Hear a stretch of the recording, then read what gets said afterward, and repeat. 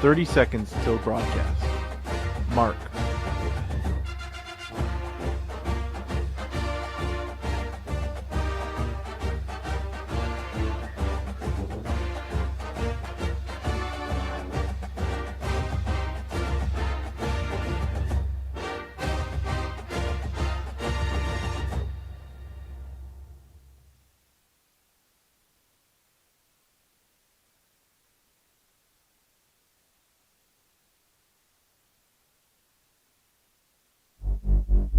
The following is an exclusive presentation of the Auburn Sports Network, a division of Playfly Sports.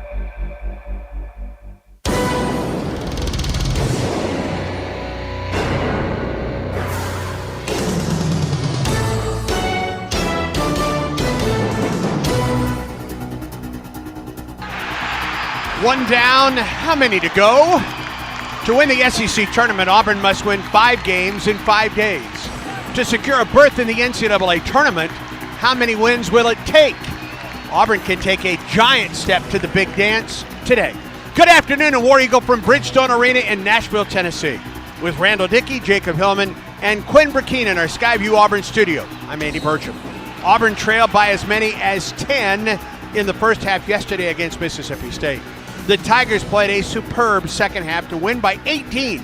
Kevin Overton set an Auburn record for the SEC tournament with 6 triples. He led Auburn with 22 points. Tennessee led from start to finish against Auburn in Knoxville. Stephen Pearl said the balls punked his team. Point guard Jacoby Gillespie leads UT in scoring and assists. Freshman sensation Nate Ament hasn't played in a week due to a lower leg injury. He's expected to be back in action today. Tennessee is big and physical, the best offensive rebounding team in the country. Auburn will need to play against the balls like it did in the second half yesterday against State. Today's winner gets Vanderbilt in this third round tomorrow at 2:30. The CB&S Bank countdown to tip-off starts now. Exclusive pregame coverage of the Tigers begins now with the CB&S Bank countdown to tip-off. Coming up, analysis, interviews, and a look around college basketball, all to get you ready for Auburn basketball. CB&S Bank has a long history of stability, and just like Auburn University, we have a legacy of serving our community's needs for generations. Alongside Coach Randall Dickey, here's the voice of the Tigers, Andy Burcham. War Eagle, and welcome to Bridgestone Arena in Nashville, Tennessee. Auburn and Tennessee this afternoon in second round action of the SEC tournament. Settle in, friends. We're going to be here for a while.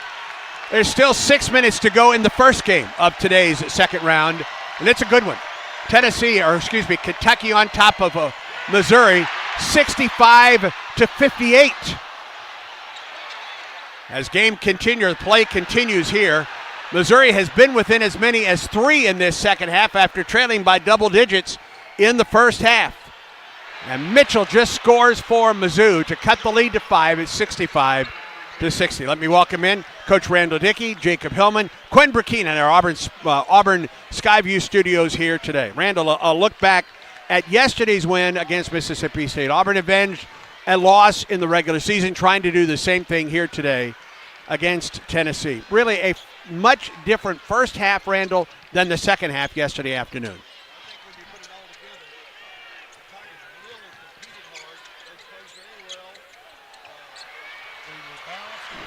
I'm not hearing anything. Everything seemed to really go their way, but they competed really hard.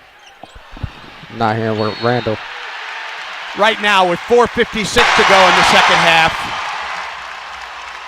65-60. Randall, I'm sorry we didn't have your mic up there. Let me ask you the question again. Just the difference between the first half and the second half yesterday afternoon. I think overall, the way the Tigers played, it was really a good win. It was a hard-fought win, and it was a balanced attack on both ends of the floor. The Tigers shot over 40%. In a tournament game, you've got to shoot 40+% to win. You can shoot 41 like the Tigers did yesterday and win, but you've got to have great shot selection, and you've got to have good rebounding, and the Tigers did that. They had 4 players in double figures. They won the rebounding, which was really, really important for the Tigers.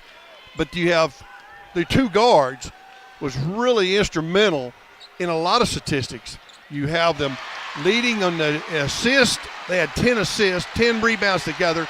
I thought it was a really an outstanding performance on both ends of the floor by the Tigers. Kevin Overton scored 22 points. He set an Auburn SEC tournament record with 6 triples yesterday. And boy, down the stretch of this season, that young man has really turned up his offensive game. Well, he has played so solid. He can is a guy you really can hang your hat on. He's going to play really good defense. He's going to compete really hard.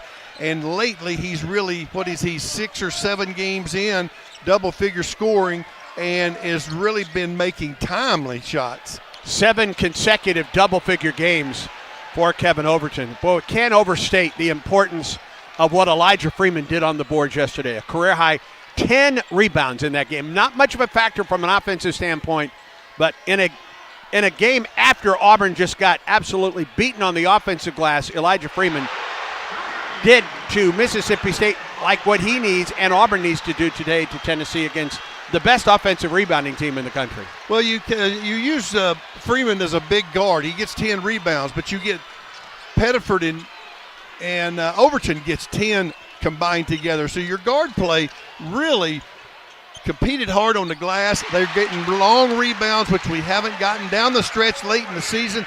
That's really important. Plus, you get the ball in your most sure-handed players. It's now a 3-point game with under 3.5 minutes to go. Missouri with the ball, trailing 69-66 against Kentucky. The winner of the Auburn game today gets Vanderbilt tomorrow at 2:30. And a win today against Tennessee. And I know that Ohio lost today, and that's likely going to eat up another bid to the NCAA tournament because now all of a sudden the MAC will become a 2-bid league, I think, with Ohio and whoever wins that tournament advancing. And some folks are saying, well, that really hurts. And it may hurt Auburn. I just think a win today, and it's a giant step for Auburn into the NCAA tournament. Well, I think so. And I think you got to look back at the last month. We've been 1 game away for a long time of really securing a spot. We are still at that point. You can say that is a negative. I would think it was a positive because of the players. It makes you compete harder. Stop looking ahead. Stop looking about tomorrow. It's about today and how you play. Go give it all you have. Leave it on the floor. Let the chips fall where they may. And if you compete well enough like they did yesterday, the combined scoring was amazing. You got a lot of production from a lot of different people, and I was really pleased with that. You have Sebastian Williams-Adams gets 5 points and 5 rebounds. You have Blake Michalek that came in and gave it really valuable minutes, especially hustle in the first plays. half. Yeah. He made 2 free throws. He smothered Hubbard on a timely defensive possession late in the game, and I thought that was really important. And maybe as important was the fact that he gave Auburn some quality minutes in the first half that Tahad Pettiford could sit and be fresher when he came back in the ball game in the second half of play. Well, I think you always got to remember that during this time of the year, very few players can play the entire game just because the anxiety of tournament play, you're excited about playing, plus that you go out on the floor and you give it all you have. It's hard to sustain a magic level and play extremely well for long stretches. You've got to have some time to recharge your batteries a little bit, have another sub. That's one thing that is really a concern for the Tigers going into today's game with Tennessee is depth is going to be a concern throughout the rest of the season for the Tigers, but certainly against Tennessee today just because of that factor we just spoke about. It's a big Tennessee team. It's a physical Tennessee team that's 21-10 on the year, 11-7 they finished in the Southeastern Conference. But against guys like Jalen Carey and Felix Akpara and Dwayne Brown and J.P. Estrella, they're bigs on the inside. They're big. They're physical. They will push you out of the way. If you don't match that type of physical play, you're in some trouble. Well, that's for sure. You've got to play not only big and physical, but you also got to play intelligent, have great technique, be able to take shortcuts, use your speed, quickness that the Tigers have, maybe an advantage over the balls on the front line. Can't make silly fouls at bad times, and we kind of got away with it yesterday. We were fortunate that Murphy got us off to an outstanding start at 7 points in the first 3 trips of the game, but he also had 2 fouls, and he had to go to the bench. we sustain the level of play, but that doesn't happen in every game, so we've got to be able to keep our best players on the floor as long as we can. Tennessee has their version of Jabari Smith out there in Nick Ament. Outstanding freshman, a one-and-done freshman in all likelihood for Tennessee at 6'10" and 207 pounds, who averages 17.4 points and leads Tennessee in rebounding at 6.4. He can score anywhere on the floor for the Vols. Well, he's ultra long at 6'10", and can play the guard position. He can shoot it over the top of you. He can put it on the deck and drive to the basket. He's an outstanding rebounder. He's a do-it-all freshman, a lot like Jabari was, and so it's imperative that you disrupt him, make him turn his back to the basket, make him when he puts it on the deck, maybe you get up underneath him and make him pick it up a little bit quicker.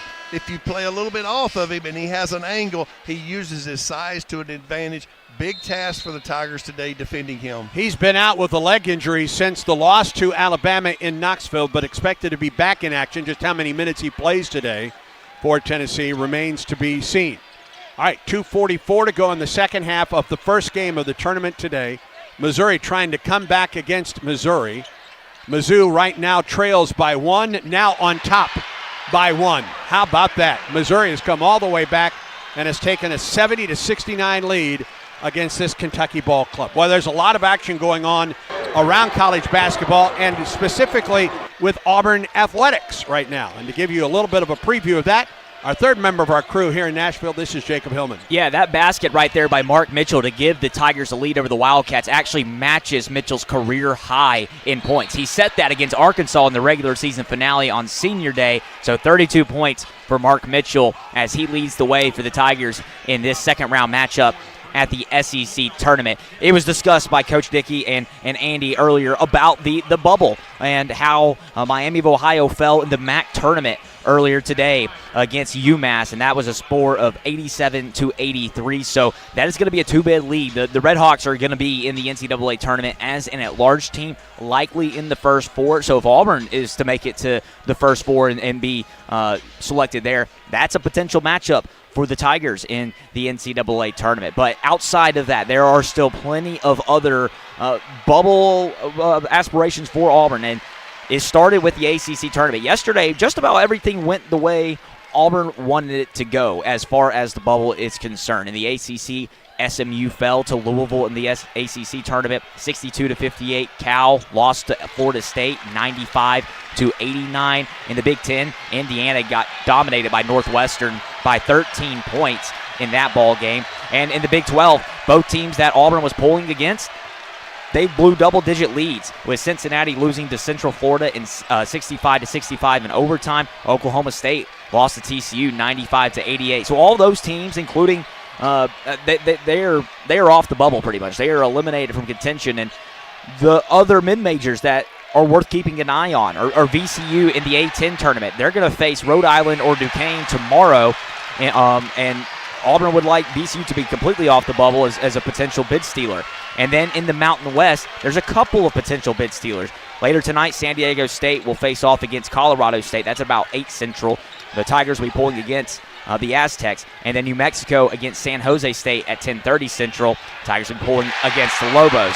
In the SEC, there's a little bit of bubble drama as Texas has had a tough end to its regular season and lost last night 76-66 to Ole Miss. And that puts the Longhorns in a spot where they're a little bit in question as far as the NCAA tournament goes. Oklahoma, on the other hand, has had a strong finish to the regular season and has played its way into the conversation, but did win over South Carolina last night, 86-74. Probably needs to keep winning for the Sooners to get in, and they will face Texas A&M tonight at approximately 8:30 Central. Back here at Bridgestone Arena on the floor, Kentucky has regained the lead 73-70 over Missouri. 1 minute and 6 seconds to play here in Nashville in this second-round matchup before Auburn and Tennessee go to battle about 25 minutes following the conclusion of this one. The winner of this game gets gets number 1 seed Florida tomorrow at noon Central. The winner of the Auburn-Tennessee game will get Vanderbilt in the second game. The 2 evening games here tonight, Ole Miss and Georgia. That winner gets Alabama. and then Oklahoma and to Texas A&M, with that winner getting Arkansas tomorrow. These games can be so critical as it relates to NCAA tournament seeding, the bubble for Auburn, and everything. Like you said, these two teams will face Florida tomorrow, or the winner of these two teams will face Florida tomorrow. And if Auburn is to advance past Tennessee and then Vanderbilt, it'll get the winner of that game on Saturday. So all playing in to the Auburn Tigers and what's going to happen on Selection Sunday, as we'll take a look around Auburn athletics as well right here, because again, so much action with it still being crossover season. Auburn baseball getting set for SEC opening weekend. Auburn softball going on its first road trip for SEC action. Actually, earlier today, for indoor track and field, Kyansola Ajayi was named the male runner of the year by the league head coaches on the SEC indoor front. He won the SEC indoor 60-meter championship with a collegiate record time of 6.45 seconds 2 weeks ago. So he and the rest of the Tigers, 8 Tigers, are heading to NCAA championships in Fayetteville this weekend, and that will get started tomorrow in Fayetteville. So Auburn baseball, number 5 in the country, extended its winning streak to 7 with a run rule of UAB on Tuesday, 17-2. Andreas Alvarez had 5 innings pitched with 4 strikeouts to earn the win, and the lineup gave him a lot of help with home runs from Trace Fralick, Bub Terrell, Eric Guevara, and Lucas Steele. Head coach Butch Thompson was just pleased by the mindset of his team in that final non-conference tilt, and they're ready for SEC play now. Begins tomorrow at Missouri. Game times for the weekend are set for 6, 4, and 11 a.m. Central. Brad Law will have all the coverage on the Auburn Sports Network this weekend. Stay tuned for those broadcast details, as some of them will depend on the results of men's basketball here at the SEC tournament in Nashville. So if Auburn continues to win, there might be some movement around with where that game or those games are broadcasted in Columbia. Number 24 Auburn softball took down Kentucky for its SEC opener this past weekend. Lost game 1, then bounced back with a doubleheader win over the Wildcats to take the series, and now go to number 6 Oklahoma this weekend. Game time set for 6:30, 2, and noon Central, with Britt Bowen on the call on Weagle 91.1 FM in the Auburn area and the Auburn Tigers app everywhere else.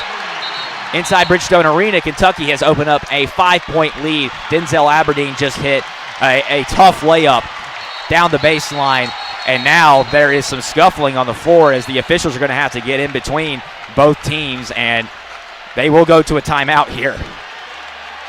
Some heated discussions right there about the midcourt line, as obviously you can hear the crowd. It's a heavy Kentucky crowd, and they lead it by 5. Later today, it's actually 2 matchups between the Auburn Tigers and Tennessee Volunteers, as number 3 women's tennis will face off against the 11th ranked Lady Vols at 3 Central at the Yarborough Tennis Center. They're giving away an on-yard time koozie for those in attendance at the Yarborough Tennis Center. Free to attend, by the way. Yes. They had actually a record crowd a couple of weeks ago, so I'm not sure what the weather's like down there in Auburn, but I bet it'd be a nice day to go to the Yarborough Tennis Center and take in us on the radio while you're out there watching the women's tennis program. And then they face Kentucky on Saturday at noon as well. That's also at the Yarborough Tennis Center and free to attend. Number 18 men's tennis swept Alabama this past weekend to sweep the regular season, and now they're going to go on a 4-match road trip, starting actually here in Nashville tomorrow against number 13 Vanderbilt. That's at 1 Central at the Brownlee O. Curry Jr. Tennis Center. So if you're an Auburn fan, maybe in Nashville, that's another great way to attend that tennis match. And then they'll go even further north to face Kentucky on Sunday at noon. Number 15 Auburn Gymnastics recorded a season-high road score earlier this weekend at Elevate the Stage in Huntsville, raising its national qualifying score, and they'll be back on the Plains tomorrow night to host senior night against number 7 Missouri at 7 Central. You can find tickets online at aubtix.com. Men's golf is back on top of the rankings as they're number 1 following their win at the Haight down in Sawgrass. Jackson Coyvin also claimed the individual title and was named SEC Golfer of the Week for his performance. So much going around in Auburn athletics, as well as conference tournament week in college basketball. We'll kind of give you an in-depth SEC report after our first break here on the CB&S Bank Countdown to Tip-Off. But again, right now, Kentucky leading Missouri 75-70 at Bridgestone Arena. We're at the monitor with the review. The Tigers would be getting the ball back, but I believe so. Pat Adams just announced something on the monitor. We didn't quite hear it, but they will get back underway in just a minute with 22.5 seconds to go. As a reminder, Auburn and Tennessee will play about 25 minutes following the conclusion of this one after both teams have cleared the floor and the Tigers and the Volunteers are able to come back out and get warmed up. So, again, just a fun day on the Auburn campus as well as here in Nashville. I'll send it back over to voice of the Tigers, Andy Burcham and Coach Randall Dickey. 6-0 run for Kentucky after Missouri went up by 1. The Cats have scored 6 straight points in the last 144 of this one and currently lead by 5, 75-70. With 22 and a half seconds to go, Randall's going to have to take something quick from Missouri right at this point. Well, it's a 2-possession game for them right off the bat. With 22 seconds, you don't have much time, so you could go for a 2 right here. You could drive it really hard and go for a 2 and then play for the steal, set your press up, maybe call timeout, regroup a little bit. But either way, you're going to have to score twice on this and come up with a steal or a shutout or a deflection or something's got to go your way. Really 2 possessions in a row for Missouri to have an opportunity to tie it up or with a go-ahead shot.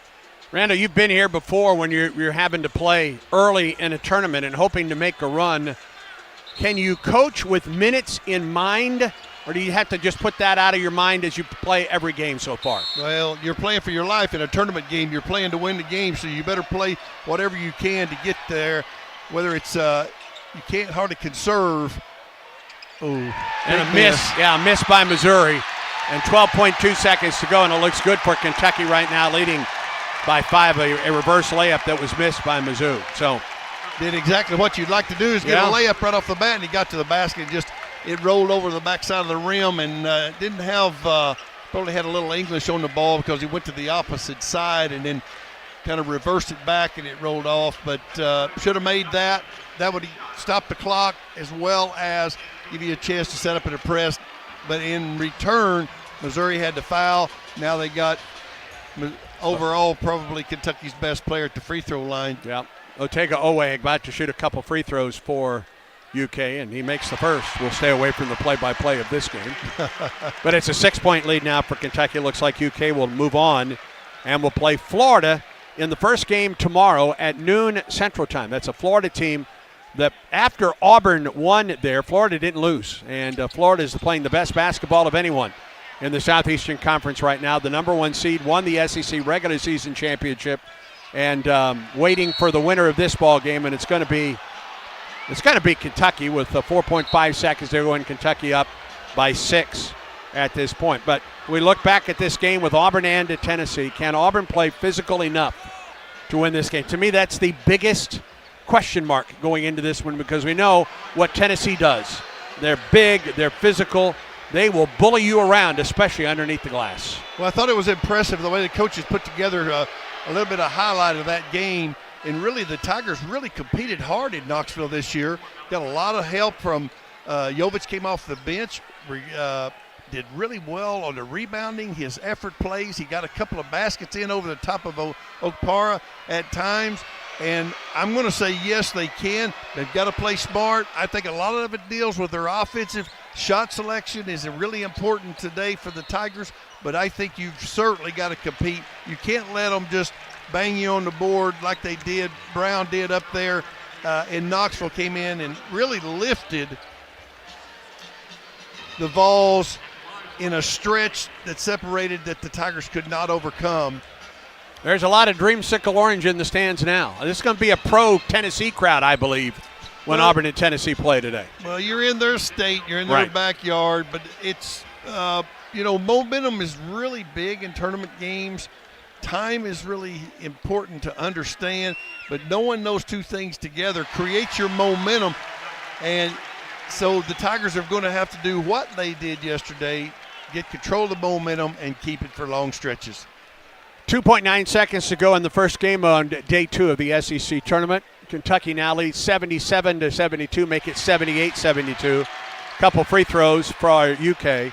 Pierce will shoot a 3 to end it. He misses it, and Kentucky has outlasted Missouri. Missouri got the lead on a couple free throws and then outscored down the stretch.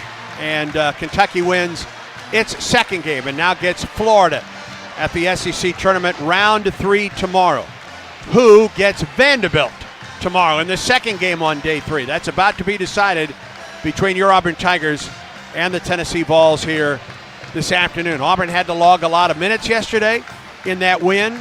A lot of its starters logged a lot of minutes. That's the way it is for Auburn right now. This is not the deepest Auburn ball club. It's not as deep as it was a year ago. And now you have to hope that Auburn comes out fresh as it can be today against a Tennessee team that could sit back and watch the Auburn ball game yesterday afternoon. Well, that's true, but one thing you get a little nervous in the build-up. Sometimes that costs you a little bit in the first 10 minutes of the game. I've seen teams get buys in a tournament, and then when a team gets to them, they're in rhythm. They understand the setting of the arena, the going and coming, and the timing of all that. Sometimes it takes a team that hits a bye a little longer to get started. Maybe that could happen to Tennessee today. The teams from game 1 about to leave the floor. We'll see Auburn and Tennessee get out here pretty quickly. Just a 22-minute gap, or 25-minute gap, I should say, in between this game and the Auburn and Tennessee ball game coming up here at Bridgestone Arena. But obviously this Auburn game is going to start about a half hour later than we expected, at the least, or at the least at this point. So we're waiting for Auburn to get out here, for the clock to start, and we can get to our first segment here on the on the CB&S Bank Countdown to Tip-Off here tonight. Auburn won yesterday over Mississippi State. Big effort from Kevin Overton yesterday afternoon. Terrific rebounding day for Elijah Freeman as Tennessee has made its way on the floor here in Nashville, waiting for Auburn to get out here as well and get this ball game underway here. So we're still waiting for the clock to start as we get ready. Auburn now on the floor as the Tigers and the Vols get ready to go here in Nashville, Tennessee. Now let's go ahead and get to the scout. It's brought to you by Sensagreen, proud sponsor of Auburn Athletics. The experts at Sensagreen with Carrier create a cool indoor retreat for heating, cooling, and insulation. Here is Ira Bowman with the scout of Tennessee. Tennessee is obviously one of the more talented teams in the league. They come in with 2 all-league guys and boasting, the affirmation that they're the best offensive rebounding team in the country. So Tigers are going to have to come with a multitude of efforts and energy and be physical from the tip to the horn. You look at Gillespie and Ament, they're the all-conference guys, but that first time around, they were really big and physical on the inside. How do you scout that? How do you take care of that today? Yeah, I think it's a battle of wills. I think at the end of the day, it's what they do really well, and our guys are aware of it. And I think we have a couple of things that we're going to do scouting to kind of put them in position to make fights. I think it's a big game that our guards are going to have to help our bigs down and rebound and try to level out the battle on the boards. Give us a scout on the Tennessee defense. Obviously, Coach Barnes hangs his hat on the defense. They've been one of the top defensive teams in the league. I think they make it hard for post catches on the wings, and obviously they flood to the ball on penetration and try to limit you to one shot. So for us, it's about taking good ones, getting them in space, and obviously making them box us out as well. Is this a game where you can use your transition today? Hopefully, because they're really good against. It's hard to score against their set defense, but transition comes with stops. So we got to be able to get some stops in order to get out into transition. All right, what's the message to the guys, especially underneath, to keep Tennessee off the offensive glass? I think it's a battle of I talked about it being a battle of will, but the physicality of a body on a body every shot. You can't really forget or stand up and think, I didn't think my man was coming, because they're coming every time. So there's no really excuses to be like, So we're gonna have to have a bunch of collisions today. And that's the scout of Tennessee. Jacob Hillman is back with the SEC report when the CB&S Bank Countdown to Tip-Off continues in a moment. At CB&S Bank, tradition runs deep. Since 1906, we've been serving families and communities with stability you can count on. And today, that legacy of service continues. Recognized by American Banker as the 16th best performing bank nationally and #1 in Alabama in their asset category. Being a team member is who we are, which is why we're proud to support Auburn University Athletics. So, bank with the best. Visit cbsbank.com to learn more. CB&S Bank, member FDIC, equal housing lender. The Alabama Education Association is the member-driven voice of Alabama's education employees. AEA members are teachers, education support professionals, administrators, professors, future teachers, and education retirees. Joining the Alabama Education Association has never been easier. Use their new online membership for a fast, safe, and secure way to join today. Visit myaea.org to learn more.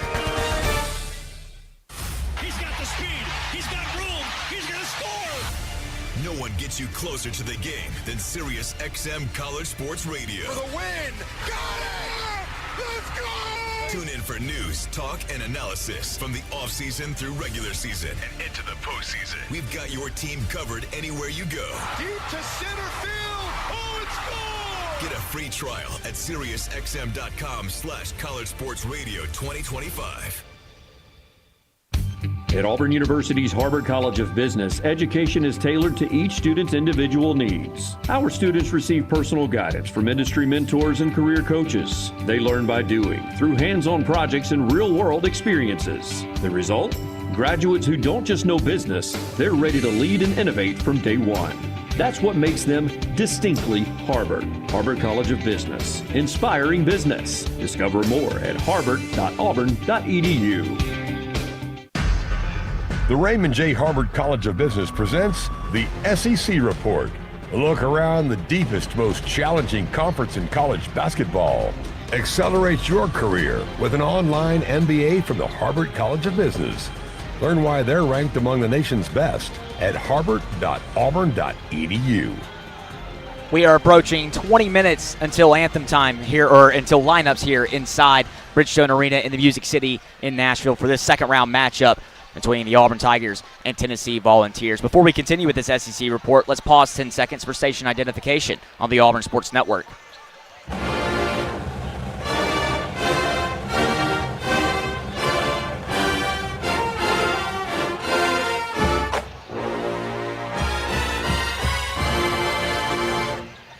We will start with last night's action that took place following Auburn's win over Mississippi State 79-61 in Game 2 of the SEC tournament. In Game 3, it was the 15th-seeded Ole Miss Rebels taking down the 10th-seeded Texas Longhorns 76-66 as the Rebels got 10 points, 9 rebounds, and 3 blocks from James Scott. Dalen Swain had a double-double for the Longhorns, 22 points and 12 rebounds, but it wasn't enough. And now the Longhorns find them in an odd spot with the bubble in the NCAA tournament as they have had a tough end to the regular season and now the postseason, and they are now in that bubble discussion. And obviously that is related to Auburn as well. Tigers won the regular season meeting over them, have a much tougher strength of schedule, and that is where that bubble discussion stands. In the nightcap last night, Oklahoma took down South Carolina 86-74. That's the 11th-seeded Sooners over the 14th-seeded Gamecocks. Nigel Pack scored 24 points for the Sooners to lead the way, while Kobe Knox had 20 points and 3 steals for the Gamecocks. Oklahoma finding its way onto the bubble on the other end of Texas, winning games and trying to find its way. But it seems as though the Sooners will have to keep winning here in Nashville to have an opportunity to make the field of 68 on Selection Sunday. Now, moving to today's action and what took place just prior and what we discussed so far here on the CB&S Bank Countdown to Tip-Off. 9th-seeded Kentucky took down 8th-seeded Missouri 78-72. As Mark Mitchell for Missouri matches a career high of 32 points. He has 7 rebounds as well, but it's not enough as Kentucky gets 21 points from Otega Oweh, 16 from Denzel Aberdeen, and 15 from Colin Chandler. The Wildcats shoot just 6 of 21 from 3, but are able to shoot 49.1% from the field to advance, and they will face tomorrow number 1 seeded Florida, the regular season champions, and that will be a potential matchup down the road for Auburn if it keeps winning. Obviously, 12th-seeded Auburn Tigers facing the 5th-seeded Tennessee Volunteers here in about 20 minutes or so. The winner of that game will face the 4th-seed Vanderbilt Commodores tomorrow at approximately 2:30 Central. Later on tonight, 15th-seeded Ole Miss will take on 7th-seeded Georgia. The Bulldogs have their most regular season wins in program history with their win over Mississippi State in the regular season finale. And then the nightcap at approximately 8:30 Central. 11th-seeded Oklahoma takes on 6th-seeded Texas A&M. So that's kind of a look down the bracket for the SEC tournament here at Bridgestone Arena in Nashville, as there is so much to be decided here in this tournament, and it's going to impact the NCAA tournament and how it affects. And speaking of, we take a look at the bubble and how this will impact Auburn. Right now, Auburn is either the last team in or one of the first teams out, depending on where you look. And that's all because of the teams that Auburn has been kind of keeping an eye on as it relates to the bubble. They are losing. And yesterday, things went about as well as they could have for the Tigers. And then earlier today, it was Miami of Ohio losing in the MAC tournament, 87-83 to UMass. And that's a big factor because that means that there will be a second bid from the MAC. Miami of Ohio is going to be in as an at-large team, and whoever wins the MAC tournament will also get a bid into the NCAA tournament. Also, mid-major action, VCU is a potential bid sealer. They're right there on the bubble. So the Tigers should want them to lose as soon as possible in the A-10 tournament. They'll face the winner of Rhode Island or Duquesne tomorrow in that tournament. And then in the Mountain West, New Mexico against San Jose State and San Diego State against Colorado State later on tonight. Tigers will be pulling against New Mexico and San Diego State in those contests. And then in the ACC, Big 10, Big 12, everything went to plan as SMU fell to Louisville in the ACC tournament and Cal lost to Florida State. In the Big 10, Northwestern dominated Indiana 74-61. And in the Big 12, Cincinnati and Oklahoma State both blew double-digit leads in their games. The Bearcats to UCF losing 66-65 in overtime, and the Cowboys to TCU losing 95-88, as both of those teams are now on the outside looking in. And then in the SEC, we talked about it, Texas and Oklahoma are the two teams that are with Auburn on the bubble in the NCAA tournament. So that's your SEC report and a look at some bubble status as we continue to approach lineups and tip-off here inside Bridgestone Arena. The pregame medical report is presented by East Alabama Health. Their team of first responders are proud to provide first aid care at Neville Arena and every Auburn Athletics home event, including Plainsman Park and J.B. Moore Field, as we continue on with the string sports. So, Emeka Oporum out for Auburn. Cade Phillips is out for Tennessee. And then Troy Henderson for the Volunteers. He's dealing with a shoulder injury and is a game-time decision, while the other two injury concerns for the Volunteers, Nate Ament dealing with a leg and Amari Evans, an ankle injury, are both available. We'll see how much both of these guys play, but they are out and warming up and are available to play. So that's your pregame medical report presented by East Alabama Health. And coming up, Andy Bersham sits down with head coach Stephen Pearl to look ahead to today's matchup between Auburn and Tennessee at Bridgestone Arena. This is the Auburn Sports Network. Get ready, Auburn. The ultimate hunting and outdoor experience is coming soon with Winter Timber Outdoors. For those who know the difference, we've got you covered. From premium firearms and trusted ammo to the largest selection of knives and Sitka gear built for the extreme, Winter Timber Outdoors is your one-stop hunting shop. Plus, check out our lifestyle apparel and our on-cloud running shoes. Find us at 2049 East University Drive across from the Auburn Mall next to Walmart, or online at wintertimberoutdoors.com. Summer's here and the open road is calling. RV Roadway answers the call with new and used RVs from the top brands you trust, all ready for your next adventure. With 2 Alabama locations in Opelika and Calera, RV Roadway is ready to help you hit the road in style. And if you need maintenance, their expert service center keeps you rolling smoothly all summer long. Start your journey at RVRoadway.com. RV Roadway, where we sell RVs for less. Keeping your money in a traditional savings account is like using the Yellow Pages instead of Google. Outdated and slow. Skip the small, slow returns and put your money to work with the Max Elevate Money Market. You get all the same security of a savings account, plus the ability to earn even more on your money. Get started at mymax.com/elevate or call us at 260-2600. Certain restrictions apply. Federally insured by NCUA. At Affordable Comfort Cooling Systems and Plumbing, we believe our work is more than just AC and plumbing repairs. It's about serving people with integrity and care. As a Christian-owned company, we take Colossians 3:23 to heart. Whatever you do, work at it all with your heart, as working for the Lord, not for men. That's why at ACCS and Plumbing, we do the job right the first time and always stand behind our work. As a proud Ream dealer, we're committed to offering top-quality products and faith-driven values. Give us a call today or visit accsauburn.com to learn more. That's accsauburn.com. Alabama license number 12084.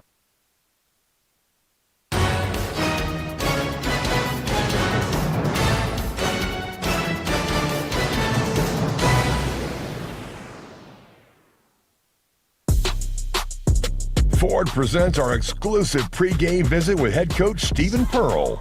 Visit your local Ford dealer, proud sponsor of the Auburn Tigers.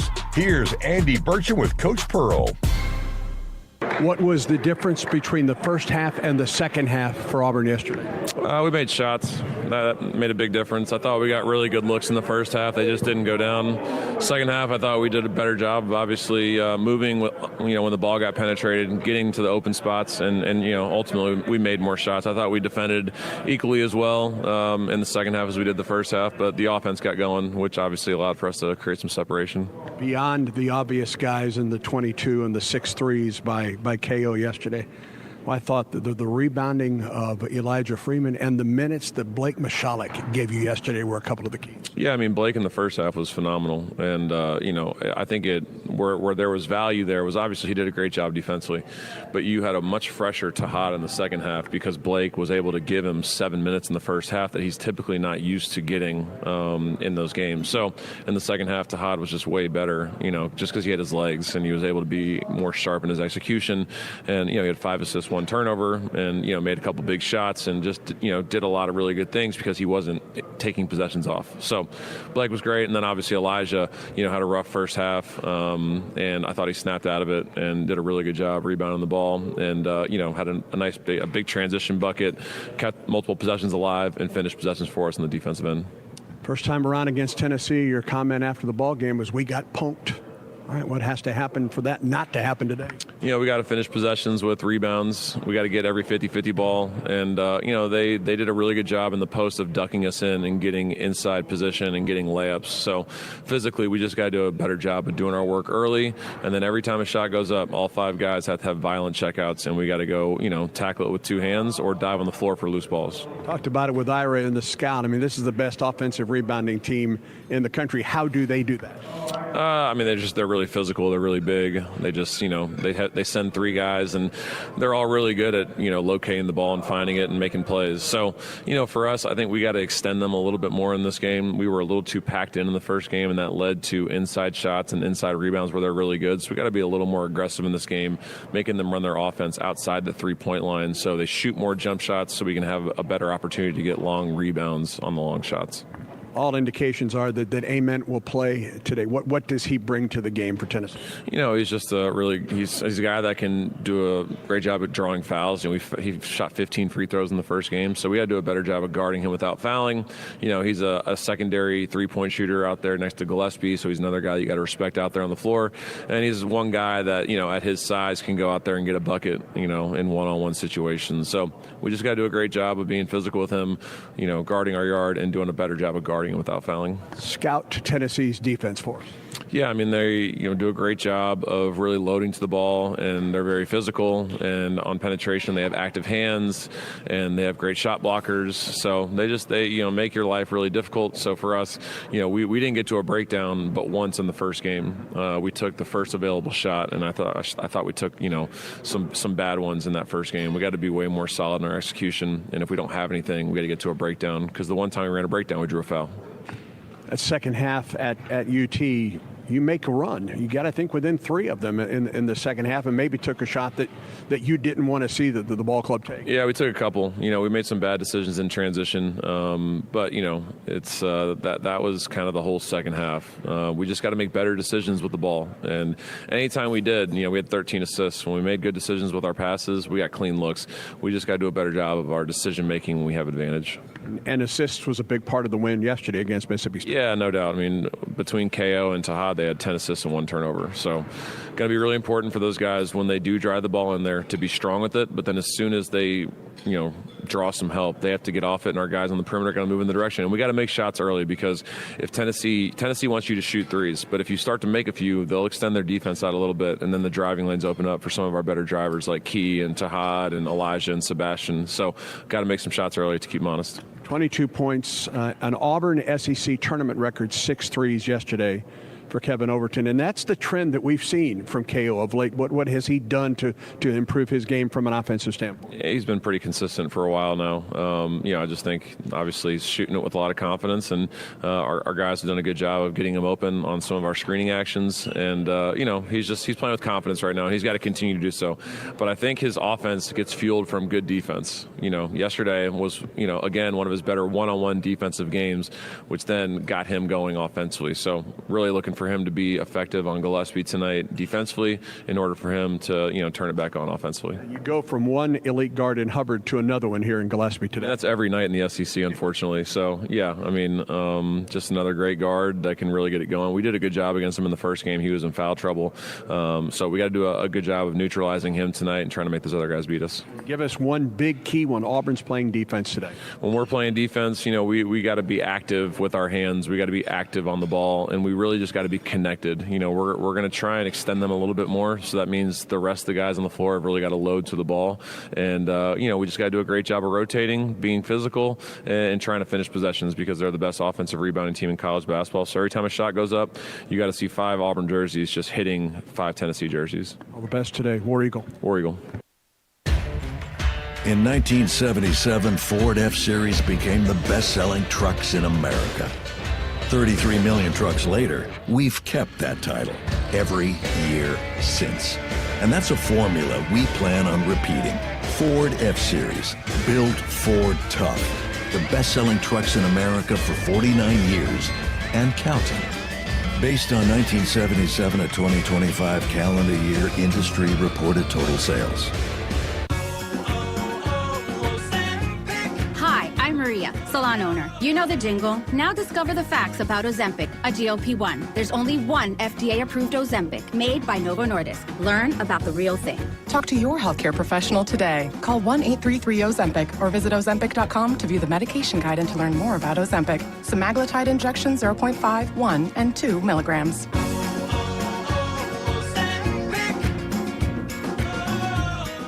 What if your instincts could pay off? With Robinhood Prediction Markets, you could put your knowledge to work on the events that matter to you.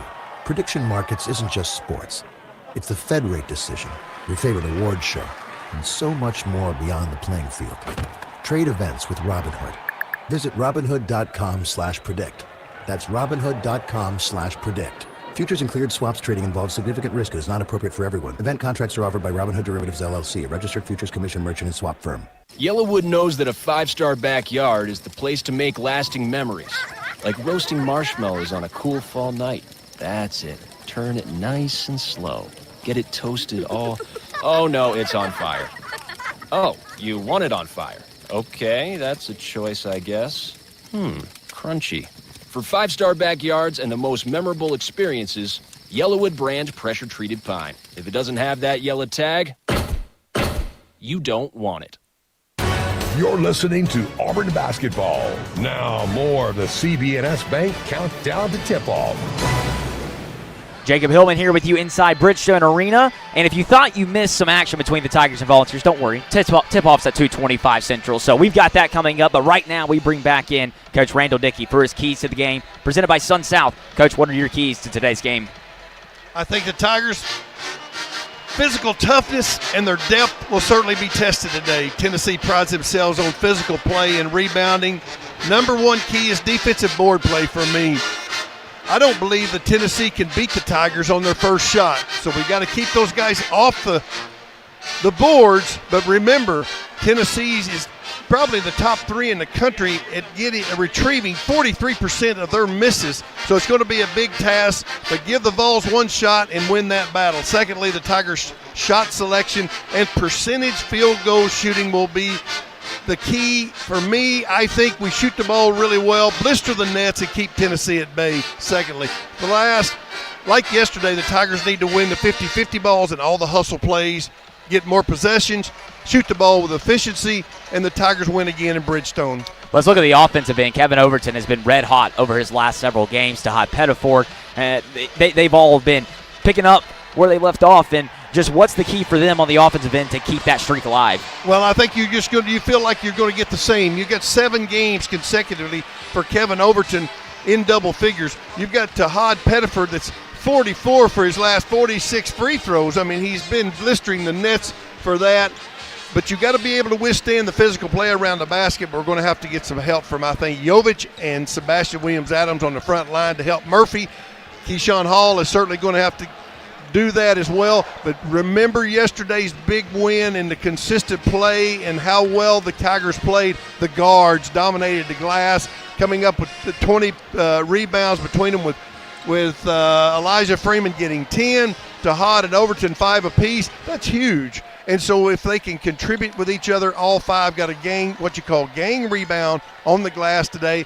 Maybe we pick up a few offensive rebounds, but I think shooting percentage is a big key. That eliminates Tennessee getting in their transition offensive game, makes them take it out of bounds, gives the Tigers a chance to get back and get their defense set. Thank you, Coach. We look forward to your call with the voice of the Tigers, Andy Burcham. SunSouth presents Coach's Keys to the Game. SunSouth John Deere is the preferred tractor of the Tigers. Find your local dealer at sunsouth.com. Lineups and tip-off are next as the Tigers and Vols vie for a spot in the quarterfinal of the SEC tournament. This is the Auburn Sports Network. Alabama Power is here for you when big storms hit, but we're also here for the little things. We're there to get the coffee started, to make sure everyone's ready for school, for midday dance breaks, and evening entertainment. We're also there to help you save on all that energy with easy-to-use tips, tools, and efficiency programs. So enjoy these moments. Kids, movie night. And we'll do the rest. Visit alabamapower.com and follow us on social to learn more. Here's a clip from a recent Talking Tigers podcast with Andy Burcham. Dr. Michael Zabala.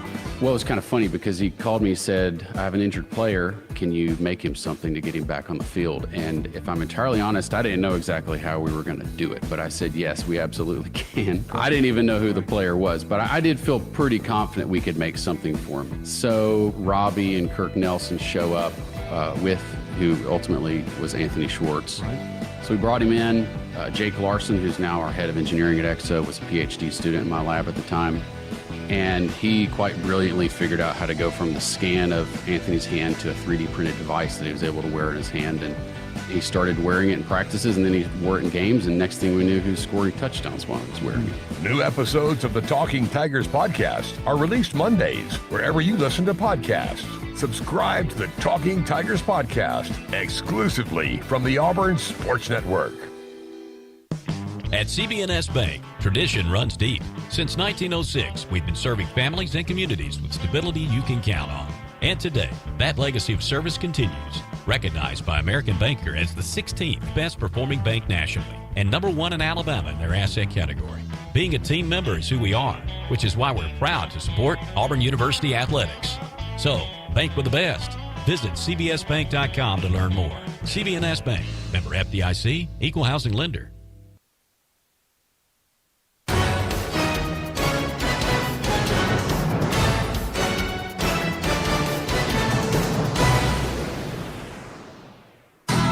This is Auburn basketball at the SEC tournament, and these are the Yellowwood starting lineups for the Tigers.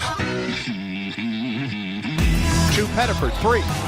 That'll do. That'll do. Reese down the lane, and there's a steal. Pettiford on a breakaway. Tahad to the hole. Right hand hammer. Fast break basketball. Way to run through. Good defense by Tahad. Gets him a slam dunk on the fast break. Pettiford, he'll pop a 3. Back-to-back threes. You better look out. Tahad Pettiford's warming up. Tahad Pettiford, Jersey City, New Jersey, Hudson Catholic High School. Right wing 3. Overton. Good. Ooh, big splash by KO that time. Low post. Great pass. Overton on the layup. Puts it in. Really nice design play. Auburn 5-on-4 the other way. Pettiford races forward. Left wing 3. KO. Bam. That's what we're used to seeing by the Auburn Tigers. Get the defensive rebound and race down the floor. Push the basketball in transition. Spot up for an open 3 by Kevin Overton. Kevin Overton, Oklahoma City, Oklahoma, Norman North High School. Rebound Murph. Head fake twice. Fade away. Got it.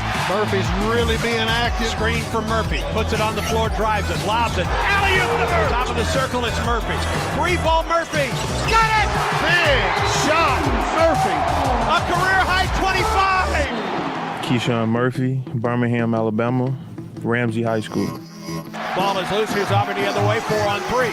Hall to the basket. Lobs it. Freeman alley-oop. To Freeman. Slices to the hole. Jams it. The hole goes up. It's blocked. Rebound Murphy missed it. Rebound Freeman was done with 1.1 seconds to go. Freeman knocks it in with 1.1 seconds to go. Elijah Freeman, West Palm Beach, Florida, Wellington High School. Keyshawn Hall at the left wing. Drives it baseline, through the lane, reverse layup, good. Into the corner comes for Hall. Free ball from the corner. Yes! Hall, 15 to shoot. Free throw line down the left side of the lane, drives to the Hall. Good to go! Outstanding one-on-one move from the top of the key. Just took it off the bounce. Keyshawn Big R Hall, Cleveland, Ohio, Jamesport Road. The starting lineups have been presented by Great Southern Wood, makers of Yellowwood brand pressure-treated pine. If it doesn't have that yellow tag, you don't want it. Auburn 17-5 on the season, finished the SEC 7-11. Tennessee 21-10, 11-7 in league play. Jacoby Gillespie, the point guard for Tennessee, 6'1 senior, 18 points, 2.9 rebounds, 5.6 assists. Bishop Boswell on one wing, 6.6 points, 4.6 rebounds. Nick Ament on the other, 6'10 freshman from Manassas, Virginia, 17.4 points, 6.4 rebounds, and they go big inside. Felix Akara, 6'11 senior from Lagos, Nigeria, 7.7 points, 6.2 rebounds. He did not play against Auburn first time around. And JP Estrella, 6'11 redshirt sophomore from Scarborough, Maine. They're in the center circle. The tap is controlled by Auburn. Tigers will go to the basket to our right. The officials, Joe Lindsay, Vladimir Boyard-Chadal, and Chuck Jones. Tigers in the blue unis tonight, or today. Overton from about 15 didn't get it. And the rebound to Tennessee, and here's Gillespie up the floor. Good defensive transition that time. The Tigers got back after the missed shot, set up their defense. At the top, it's Estrella outside the arc. Picked up by Hall there. Low post. Wide open, Ament for the dunk. 2-0 UT. 19:25 to go in the first half of play. Todd Pettiford gets a screen, goes to the right wing, picks it up. Out to the top, it comes for Hall. Long three, it was blocked. And a rebound for Tennessee. There's a couple of marginal shots. First two possessions, one by KO, that time by Keyshawn Hall. Got to work the ball a little bit harder. And a steal by Freeman to Hall, the other way for Auburn. Hall, left sideline, down the wing it goes. Freeman, low post for Murphy. Against Estrella. Bangs his way into the lane. Head fake with the right hand, good. Now that's good basketball. Drive the ball down, throw the ball to the block, make Tennessee adjust their defense with the ball inside, and then you can get a basket. 2-2 the score. Gillespie way out at the top, picked up by Kevin Overton there between the circles. Left wing now for Boswell. Boswell, low post Estrella against Hall. He's double teamed, gets it to the wing, Gillespie. To Boswell at the top. Right wing, free ball in the air. It's good from Ament. Pretty good scramble to double the post. Tigers doubled the post that time, then they had to scramble. Tennessee worked it all the way to the other side, made the three. 5 points for Ament, 5-2, Tennessee leads it. Hall, right wing for Murph. One dribble, now two into the lane. Left wing it goes, Freeman, back to Murphy, 13 to shoot. Down the lane, Freeman got behind Ament, who then blocked his shot out of bounds. And they're going to give that ball to Tennessee. Boy, I thought that Tennessee clearly knocked that ball out of bounds. Well, it kind of looked it from our vantage point. But when Auburn Elijah turned the corner, he just didn't have enough. His body was leaning forward. He didn't have enough balance to get any lift on the shot. Auburn will not challenge. Tennessee basketball leading Auburn 5-2, 17:57 in the first.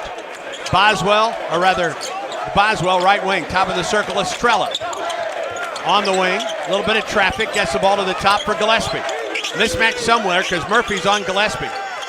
Gillespie in the center circle, drives on Murph, into the lane, head fake. Ball deflected, gets back to Gillespie. From baseline right, he put it in. He's a first team All-SEC guard. He's one that you can't leave. let him get loose. He can certainly make shots. And Freeman comes out of the game for Auburn, walks off the floor.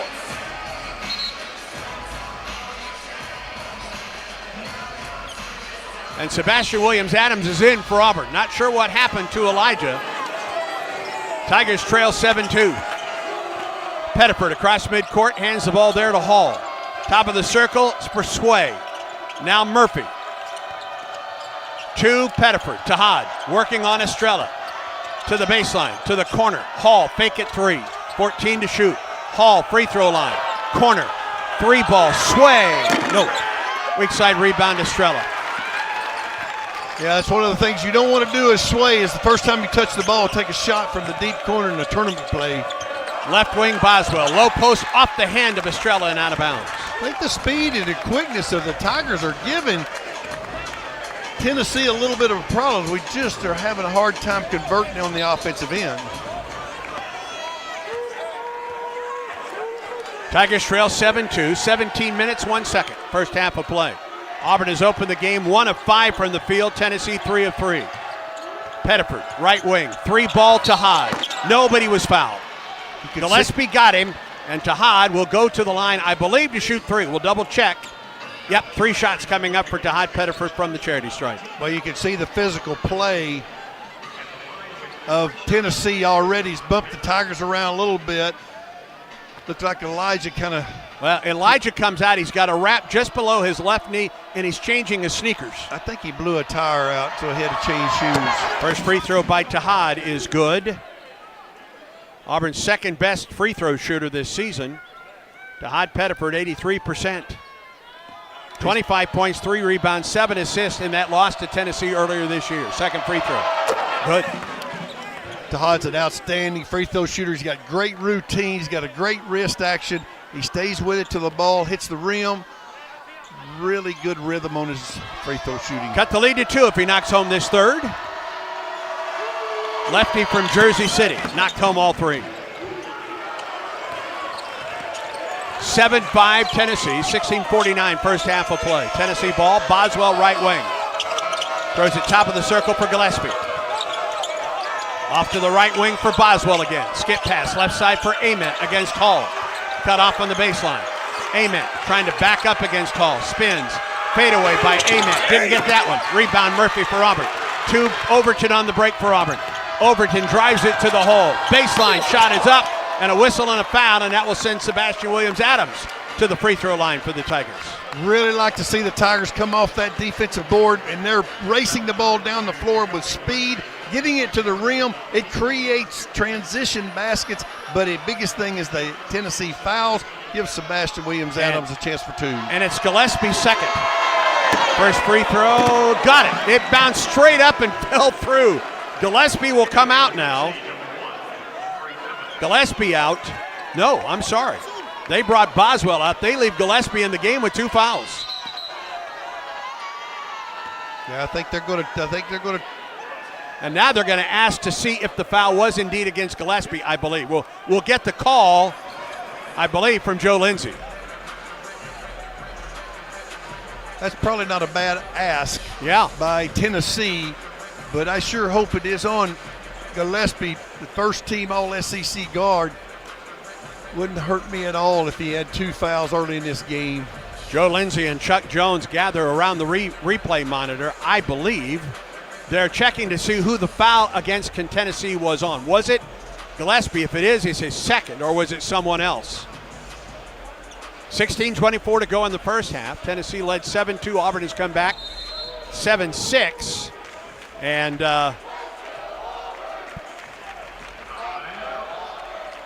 that foul was, I think they're going to confirm that the foul was against Gillespie. If so, Amari Evans will come in, and we've got a full timeout. First half today presented by Southern Union, conveniently located just a few miles from Auburn. Southern Union offers classes that easily transfer to the university. Endless opportunities are right up the road. Tennessee 7, Auburn 6, and Auburn basketball continues in a moment. Hey, Mom, sorry for the late message. It's been absolutely crazy here. And this morning I went for a run on Kailua Beach and saw the most insane sunrise. I sent some photos. And then this afternoon, we worked on another Black Hawk. My new unit is amazing. I'm learning a ton. And guess what? You called it. I'm going surfing on Sunday. And we're going to... All right. Yeah, cool. Be right there. I gotta go. I'll see you next week. I love you. Learn how you can be all you can be at GoArmy.com. Since 1992, Alicomp has been putting points on the board by providing championship-level workers' compensation insurance to Alabama-based businesses of all types and sizes. Alicomp has the right people in the right positions to produce the results to save you money and pays you a dividend. Your team is your most valuable asset, so make sure that they are protected. Ask your agent for an Alicomp quote today. Get the coverage you can count on with Alicomp. Don't just insure, be sure. It's the Alicomp way. There's team pride, and then there's extra Tiger pride. When I'm carrying the Auburn University Regents Visa debit card or prepaid Regents Now card, that's exactly what I get. Whether I'm grabbing some extra Auburn gear or picking up an extra dozen wings for the game, this card always brings it. Sometimes I get an extra War Eagle from the cashier too. Visit Regions.com/Go Tigers to get yours. Extra changes everything. And at Regions, Extra is our ordinary. Official bank of the SEC, member FDIC. Auburn basketball is brought to you by Alabama Power. Alabama Power is a proud supporter of the Auburn Tigers. 16:24 to go in the first half. Auburn trails Tennessee 7-6. Sebastian Williams-Adams at the free throw line for one for Auburn. And with Auburn's free throws today, not only has Keyshawn Hall set the Auburn single season record for free throws made, Auburn as a team sets a school record. 648 free throws this season for this Auburn ball club, shooting 74.6% from the charity stripe this year. One thing the Tigers have done up to this point is taking advantage of the turnovers by Tennessee, getting 5 of the 6 points, playing fast when the Tigers retrieve the basketball either off the glass, a knockdown, or a clean steal, and making Tennessee run back defensively, I think, is an advantage for the Tigers, and we have shown that earlier in the game. The second thing is a shooting selection for the Tigers. We've got to be a little bit better. We've forced a couple of shots up. One of the reasons we're 1 in 5, only shooting 20%, is the marginal shots that we were taking. We need to work the basketball from one side of the floor to the other, a lot like we did yesterday. Move the ball on the pass and look to score open jumpers. All right, the foul was against Gillespie prior to the timeouts. His second, he's out. And Amari Evans is in at the guard spot, a Pittsburgh, a Pennsylvania native at 6'5", 220. Big physical guard for Tennessee. All right, Sway at the line trying to tie it. And he does. Really good. 2 for 2 to start with Sway from the free throw line is a huge feather in the Tigers' cap. Boswell takes over at the point with Gillespie on the bench to the right wing for Evans. Free throw line, Apara picks it up after one dribble. Picked up closely by Murphy. Needs to get rid of it. Goodness, that's 5 seconds. Wasn't called. On the left wing, it's Ament working on Murphy. Low post, Estrella. Apara missed a dunk. Rebound out of there to Overton for Auburn. What a defensive possession by the Tigers that was swarming that time with quickness and speed. Chance to give Auburn the lead here. Hall left wing. Gets a screen from Murph. Turns the corner. Head fake. Picks up the dribble. Lobs it baseline. Murphy working on Boswell. Into the lane. Bounce pass. Sway to the hole. Blocked by Ament. And here's Tennessee the other way. You can't shoot the ball below the rim around that basket against Tennessee. Evans drives baseline right. Out to the top for Ament. To the right wing for Evans. Drives to the hole and missed it short. And a rebound for Hall for Auburn. Tigers doing a nice job on the glass right now. They really are. Hall, low post, Murphy. Double team to Hall, right wing. 3 ball for the lead. Got it! Good basketball there. Throw the ball inside. Make Tennessee react to the ball on the post and then flare out, and wide open shots will come from the perimeter. 8-0 run for Auburn. Tigers lead it for the first time today, 10-7. Boswell, right wing, Ament, inside the arc. Drives past Hall, lanes up, and he missed it. Rebound to Estrella, stripped out of there, and a foul from the far away from the play as you can call it. It's going to go against Auburn. It's going to go against Pettiford. I think Tennessee had the opportunity to get an offensive rebound that time. Estrella got his mitts on it. The Tigers were down there clawing around his knees, ended up getting kind of caught reaching in there on the foul. Wasn't a shooting foul. They'll take it out of bounds. Akpara comes out. And they go to Jalen Carey, a 6'8 junior from Southwest Ranches, Florida. Joining Estrella on the low post. He's a big body banger, about 270 pounds. Out to the top, it comes to Carey near midcourt. To Ament. Tigers lead at 10-7, Tennessee ball. 14:40 in the first. Ament down the lane, head fake up, and he got it. Oh, he missed it. In and out, rebound, Sway. Up the right sideline, it's Pettiford. Pettiford between the legs dribble. 3-ball, right wing, good. It was not a 3, it was a 2. The foot was on the line, and Auburn leads by 5. Defensive rebounding is leading to baskets for the Tigers. Quickly up the floor, Boswell. Top of the circle for Carey for Tennessee. Ament, right wing. Auburn leads at 12-7. Ament now picked up by Sway in a switch, gets it to Boswell between the circles. 14 to shoot for Tennessee. Boswell, right wing, Ament. Low post, Carey. Drives on Murphy, tied up. Whistle and a foul. It's going to be the second foul on Pettiford. Doggone it. And now Auburn's in the same boat with Tennessee. The starting point guard has picked up his second foul.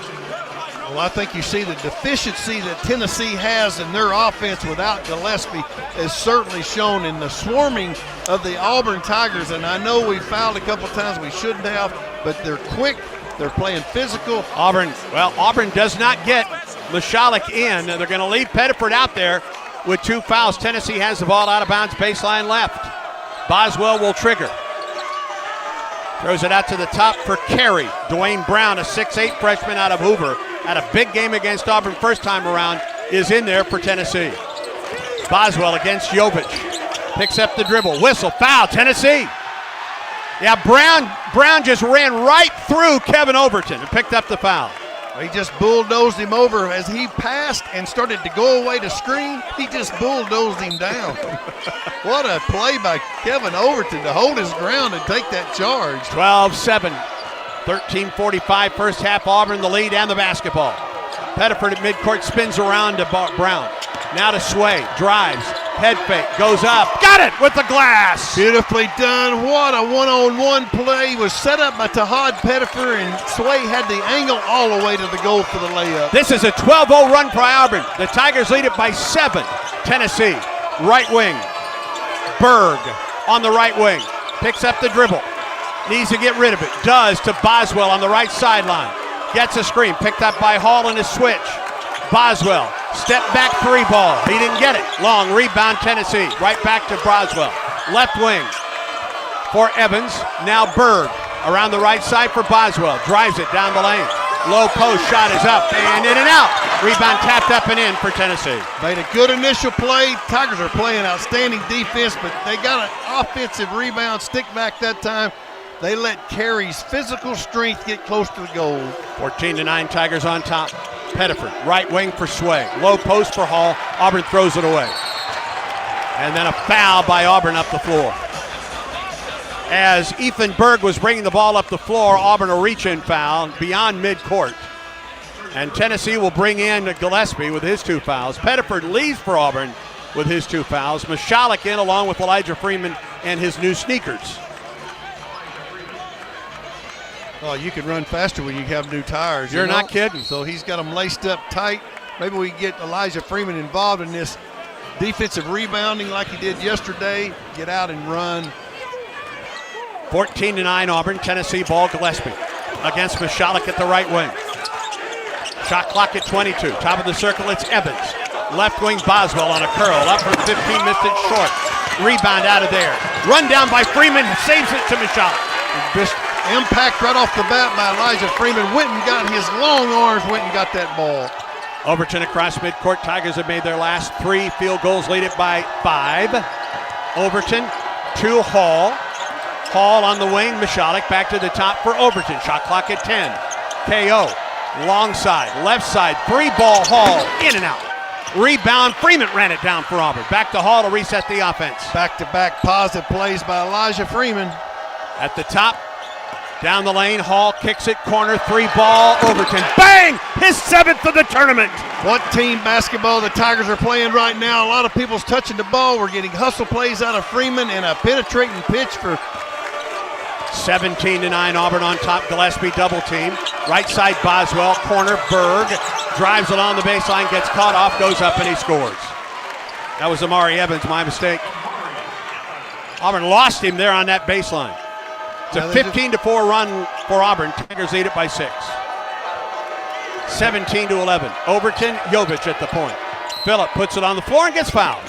One step, and he got a foul on Dwayne Brown second, and that is Dwayne Brown the second foul. Timeout on the floor, 11:13 to go, first half.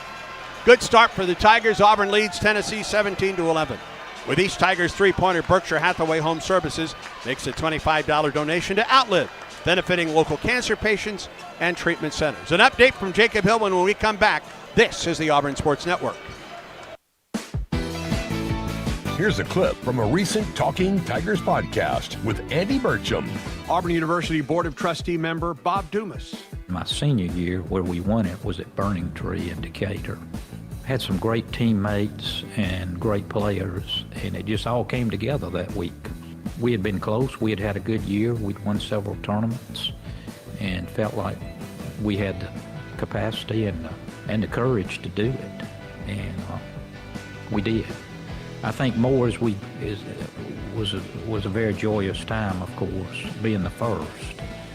But I think later on, as you grow older, you begin to appreciate and value that much more.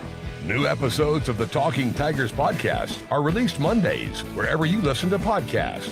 Subscribe to the Talking Tigers podcast exclusively from the Auburn Sports Network. Here's a club you want to get into, Club Citgo. It's the super easy app that opens the door to great fuel savings and more.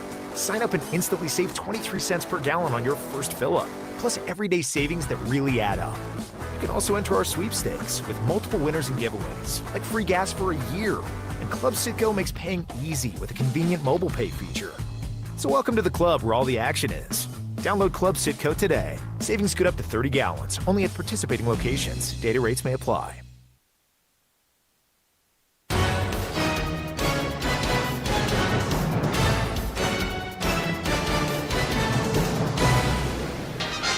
Auburn leads Tennessee 17-11 in the first half of play with 11:13 to go in Bridgestone Arena. Jacob Hillman here with a check of the Yellowwood scoreboard, but the officials are at the monitor. We don't know exactly why they're at the monitor, but we kind of guess it's the Tahad Pettiford shot on the right wing, and whether that's a 2 or 3. So we'll let you know if that gets changed here momentarily. But lots of top 25 action going on today with conference tournament action. And in the MAC, it was UMass taking down the 20th-ranked Miami Redhawks at 87-83.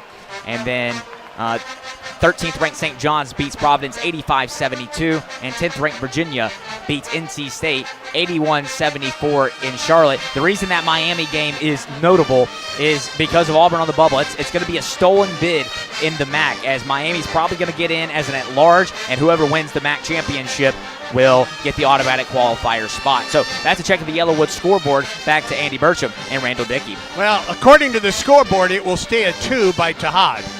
Apparently it was close.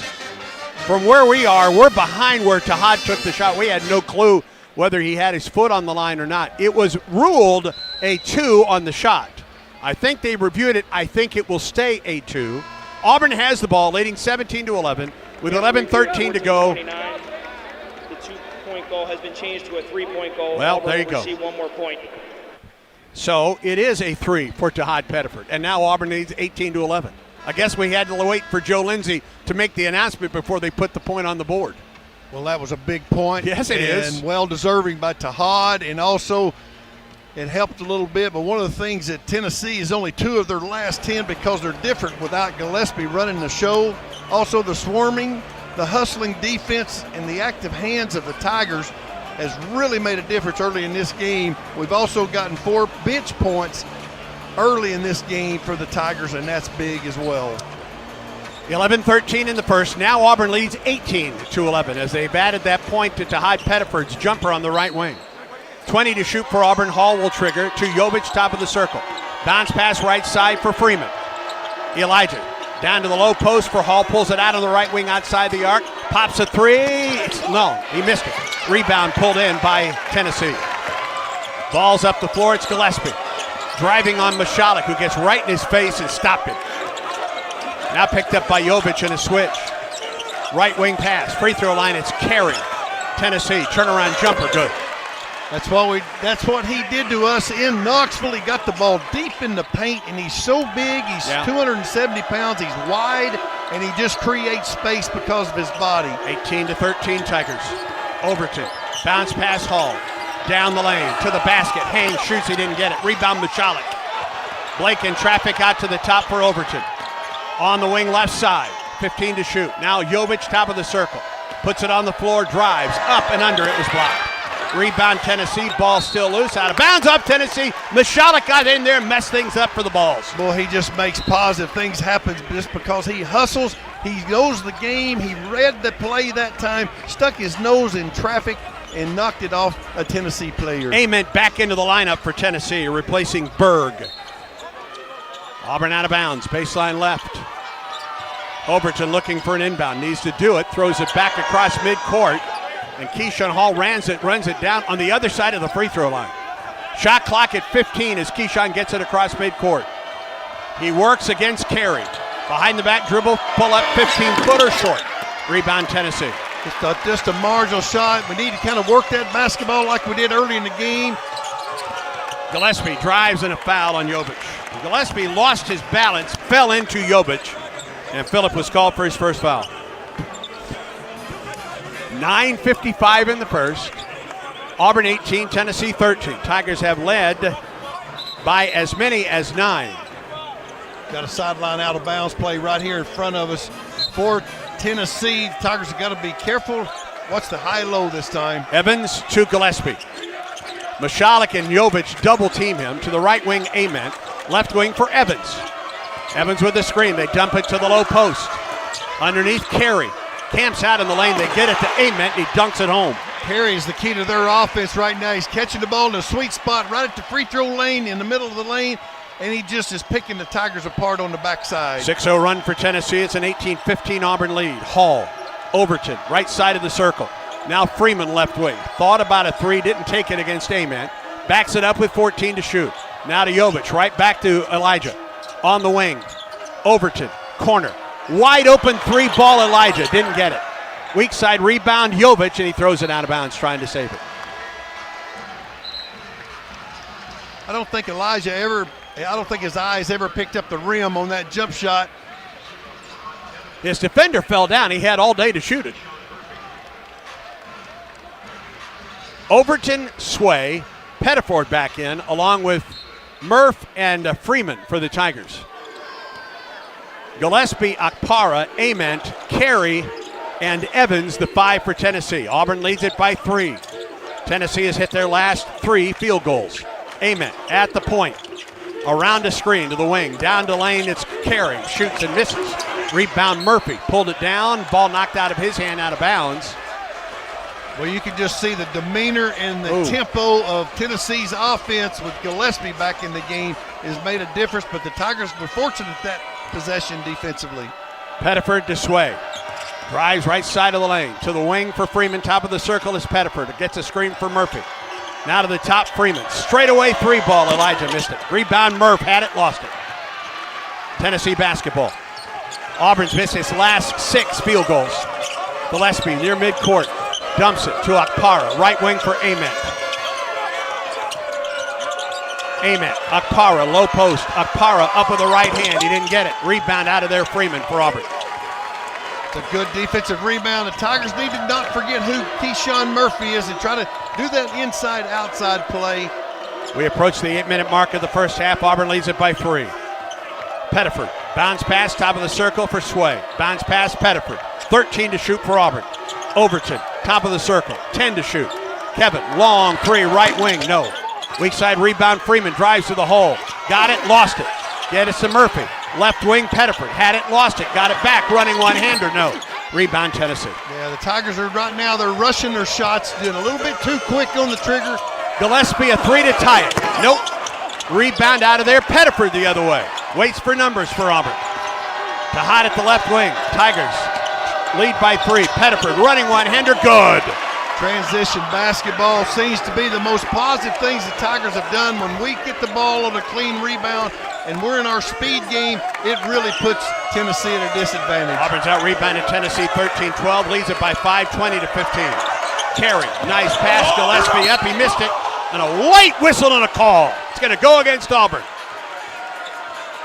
Goodness gracious. Those late whistles drive you nuts. Auburn had the ball going the other way. 7:07 to go in the first half. Tennessee trails Auburn 20-15. Second round action of the SEC tournament. A-Day tickets are on sale now at aubtix.com or the tickets tab on the Auburn Athletics app.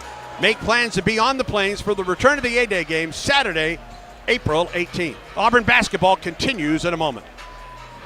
If you are a fighter, Modelo is your reward. So listen close. You put up with a lot, but you always hold it down for your people. You are strong, you are fearless, you are the baddest on the block. You are an elbow grease factory, a force of nature. You are not to be reckoned with. You are a ride or die, a powerhouse of productivity. You are a fighter, and Modelo is your reward. You've earned every last drop of this rich golden lager, so raise it up high. Modelo, the mark of a fighter. Drink responsibly. Beer imported by Crown Imports, Chicago, Illinois. You've created a comfortable home office. Now let Carrier provide the cash bonus. For a limited time, you can claim up to $1,550 in cool cash rebates on a qualified Carrier home comfort system. There's never been a better time to upgrade to year-round premium comfort and energy savings. Carrier, turn to the experts.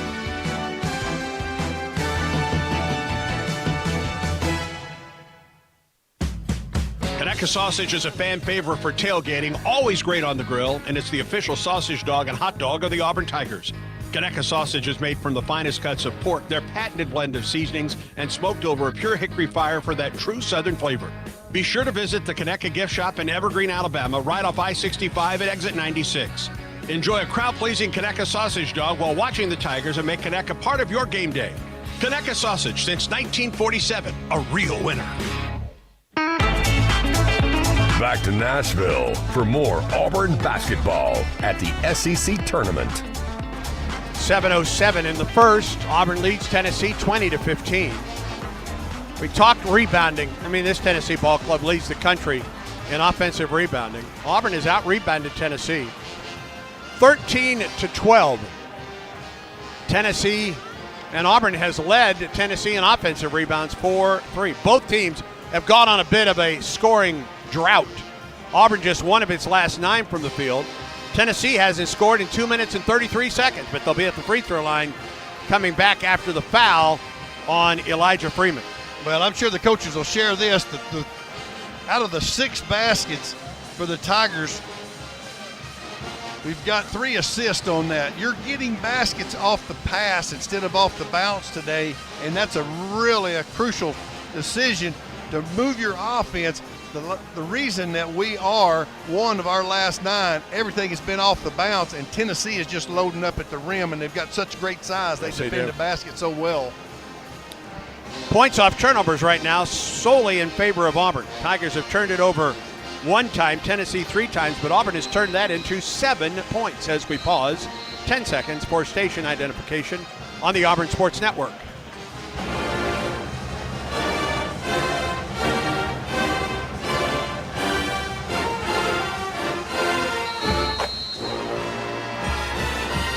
One more note on that 3-pointer by Tahad Pettiford that was finally awarded to him. That's now a 3 in 16 straight games for the sophomore out of Jersey City, New Jersey, and Hudson Catholic Regional School.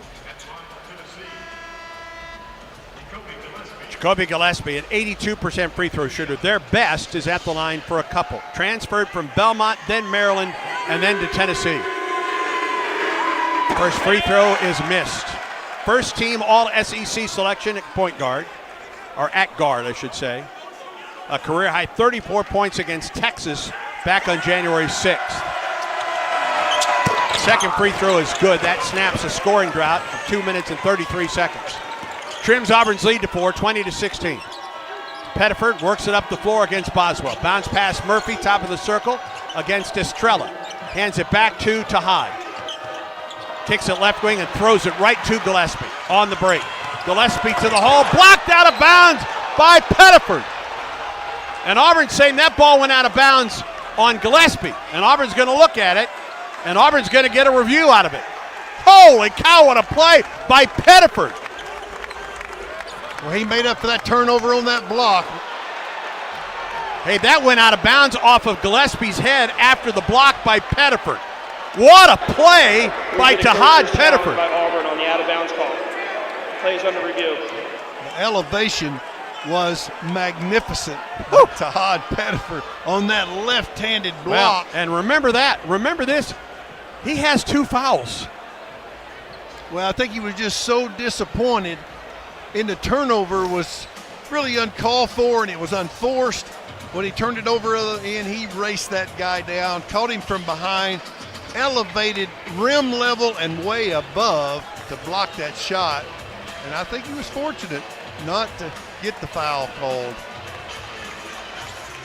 Now, Gillespie has quite a hairdo.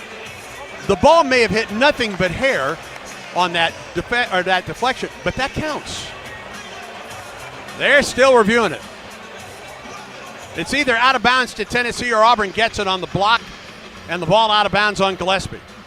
Well, we've had several reviews today. With this crew, you're going to get a lot more before the game is over. After review, the coach's challenge by Auburn is successful. There you go. It will be Auburn's ball. They will not be charged a timeout, and they will keep their challenge for the rest of the game. Everybody in the SEC has iPads that are furnished by the SEC for that specific reason. Maddox Jeffries mans that iPad back there, and he saw that ball went out of bounds. The whole Auburn bench did too, as that ball went out of bounds on Gillespie. Well, it's a twofold play. Number one, you get the ball as a possession, keep Tennessee from getting it, and you also save your timeout. That's exactly right. Tennessee will press the inbound Pettiford. And he'll bring the ball up the floor against Bishop Boswell, the sophomore from Charlotte. Bounce pass left wing is KO. Top of the circle, Sebastian Williams-Adams. Left wing KO. Low post for Murph against Estrella. Bangs against him, gets double team. Ball is taken away by Gillespie. And here's Tennessee the other way. Gillespie on the wing. Auburn by 4, Tennessee ball. Gillespie, Estrella. Free throw line for Brown. Brown hands it to Ament. Picks it up, right side of the lane. And a whistle and a foul against Auburn. A little silly. We've made 3 miscues the last 2 possessions. We've turned the basketball over unforced, one by Tahad, one by Murphy, and then we kind of make a silly foul there. We have them dead in the water on a dead ball where they could not dribble and they could not. Yeah, second foul is against Elijah Freeman. Tennessee remains with the ball. Lobs it out to the wing for Ament against Overton. To Brown, right back to Ament. Turns the corner at the key, down the left side of the lane. Picks up the dribble. Estrella in the lane forever to the top. It's Gillespie. He'll pop a 3. He missed it. Long rebound in the corner, out of bounds to Auburn. 6:01 to go in the first half. Auburn 20, Tennessee 16. The Tigers are really competing hard. They're playing physical. They're just got a lot of try in them today, and that's really a good sign. Come up with a great defensive possession that time. Freeman with 2 fouls comes out. Keyshawn Hall back into the lineup for Auburn. Key a 3 on the day for the Tigers. He's 1 of 6 from the field. Auburn basketball. Pettiford across midcourt to the left sideline. Waits for a screen, gets one from Murphy. Right wing is KO. Overton against Gillespie.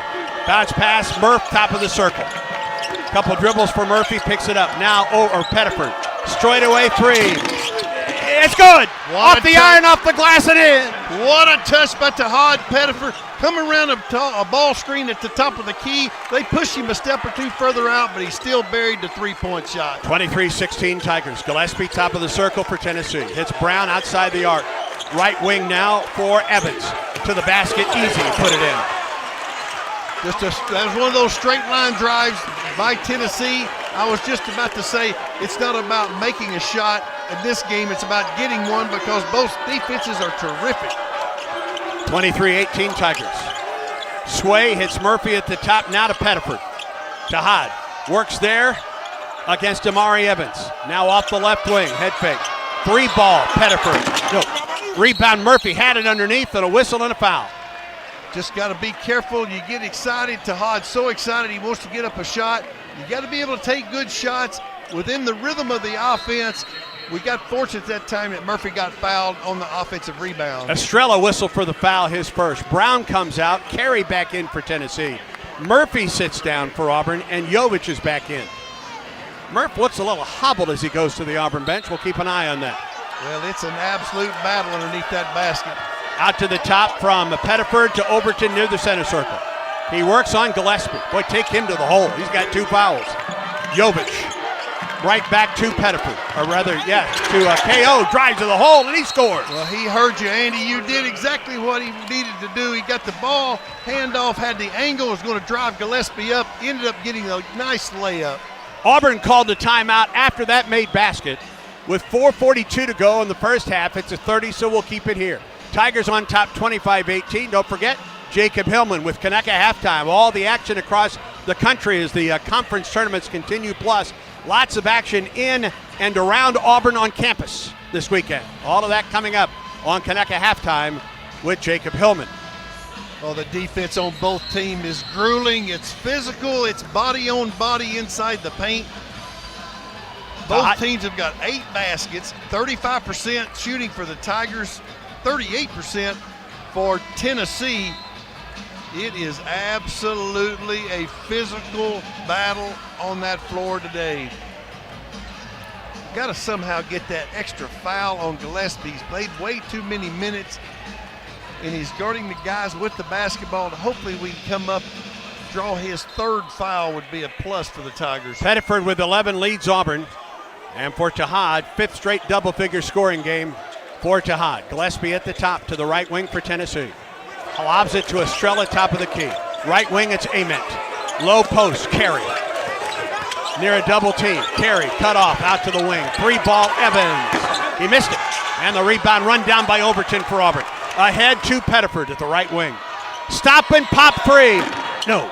Long rebound. Overton ran it down for Auburn. Set up the offense. We advanced the basketball on the pass. In transition, got a wide open look. It just didn't go down. Jovic at the point to Overton. Ball deflected away. KO gets it back. 7 to shoot. KO. Free throw line. 18-footer in the air. Good! Beautiful mid-range jump shooter. Probably one of the best in the SEC at getting the ball to the mid-range around the elbow, rising up over the defenders, and making baskets. 9-point Auburn lead. 27-18 Tennessee ball. Inside the arc, it's Ament. Pull-up jumper. He missed it. Rebound Hall for Auburn. Has Freeman racing ahead. Keyshawn at the left wing. Pulls it out on the left wing. Tigers could take the lead to double figures right here. 21 to shoot for Auburn. Hall. Jovic at the top. Right back to Key. Drives to the basket. Loop a pass underneath. Out to the wing it comes for Overton. Screen from Jovic. I'm sorry, it's Pettiford. Pettiford down the lane. Head fake. Fade away. Got it! Pettiford! What a shot. 6-foot Pettiford over the 6'10 Ament. What a play. Time out Tennessee. 3:08 in this first half of play. First double-digit lead for either team. Tahad Pettiford leads the Tigers with 13. Auburn leads it by a score of 29-18. And Auburn basketball brought to you by Auburn Opelika Tourism. Start your next visit to the Plains at aotourism.com. This is the Auburn Sports Network. I need a little ranch, step to the ranch. There's a new flavor in town, the Jalapeno Ranch Club at Chick-fil-A. With that juicy Chick-fil-A original spicy or grilled chicken, a buttermilk ranch bun, candied bacon, pepper jack cheese, and jalapeno ranch sauce. It's got big ranch vibes with a little heat.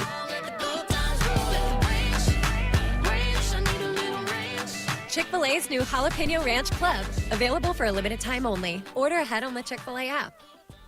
Ants in the kitchen, termites under the floor, mosquitoes in the backyard. It's a full court infestation. Don't let them score. Call Cook's Pest Control. Nobody beats Cook's when it comes to superior protection against unwanted pests. Cook's knowledgeable and courteous technicians are expertly trained to get the job done right, guaranteed. With Cook's on your team, your home's defense is unstoppable. Looky, looky, looky, here comes Cookie, Cook's Pest Control. Download the Auburn Athletics app, powered by War Eagle Mobile. Buy tickets, be a part of game day giveaways, shop the latest Auburn gear, and manage your War Eagle Plus subscription. And listen to every broadcast from the Auburn Sports Network, even when multiple games are happening simultaneously on the official mobile app of Auburn Athletics. Download it now.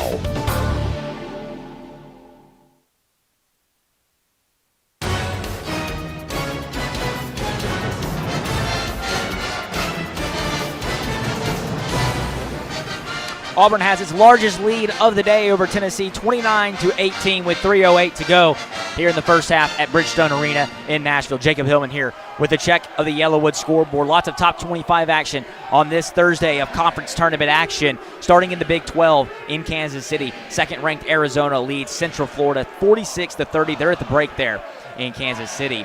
And at the Big 10 tournament, the third round, 23rd ranked Wisconsin leads Washington 72-59. With 10 minutes left, John Blackwell for the Badgers has 28 points and 7 rebounds. And in Charlotte at the ACC tournament, Miami is looking to rebound off its loss to Louisville last week as they lead 49-41 with 17-17 to go. Trey Donaldson has 13 points and 3 steals for the Hurricanes. That's a check of the Yellowwood scoreboard. We'll have a full check of the Yellowwood scoreboard, including a look ahead to what's to come in the SEC tournament, a look around Auburn athletics, and a breakdown of the first half stats between the Tigers and the Vols. That comes up in 3 minutes and 8 seconds of game action. Until then, here's voice of the Tigers, Andy Burcham, and Coach Randall Dickey. Thank you, Jacob. Kentucky made it 2 wins in 2 days earlier today, pulling away down the last 3 or 4 minutes to beat Missouri, 78-72. The Cats get Florida, the number 1 seed, tomorrow at noon. The winner of this game between Auburn and Tennessee gets Vanderbilt tomorrow afternoon around 2:30. Right now, Auburn leads it by 11, 29-18. Win this last 2 minutes, 11, or 3 minutes and 8 seconds, that's for sure. Tigers have made 4 threes.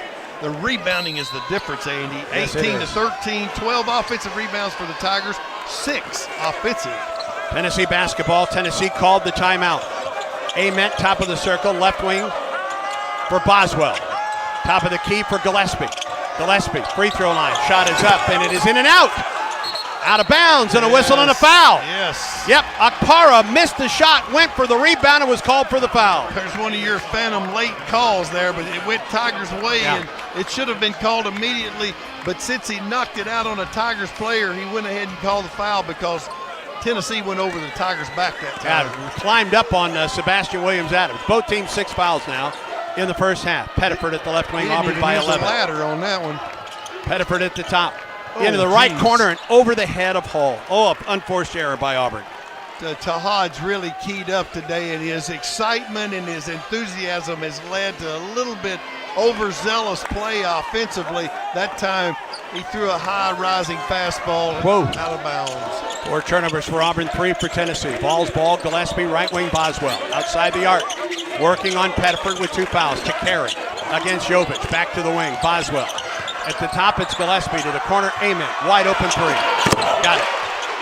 I tell you, that carry, they put him back in the game. He is a key to their offense because he draws so much attention in the paint, and they get the ball to him. It makes the defense have to collapse, and Tennessee does a great job rotating the ball around, finding Ament wide open in the corner. 29-21, Auburn ball. Tigers tapping into the backcourt. Ball is still loose. Out of bounds. What an effort by Tahad. Yeah, it's out of bounds off Tahad. None of the officials were there to get the ball, but they're going to give the ball to Tennessee. Like 2 straight trips down the floor without a shot for Auburn. Yeah, Tahad saved 2 points that time by his sacrificing his body, dove on the floor against a guy 270 pounds reaching for it to knock it out of bounds. Therefore, the Tigers can set up their defense. He saved 2 points. Let's win this possession for him in this last minute 58 where the Tigers maintain this lead. Tennessee ball inbound in the backcourt for Gillespie.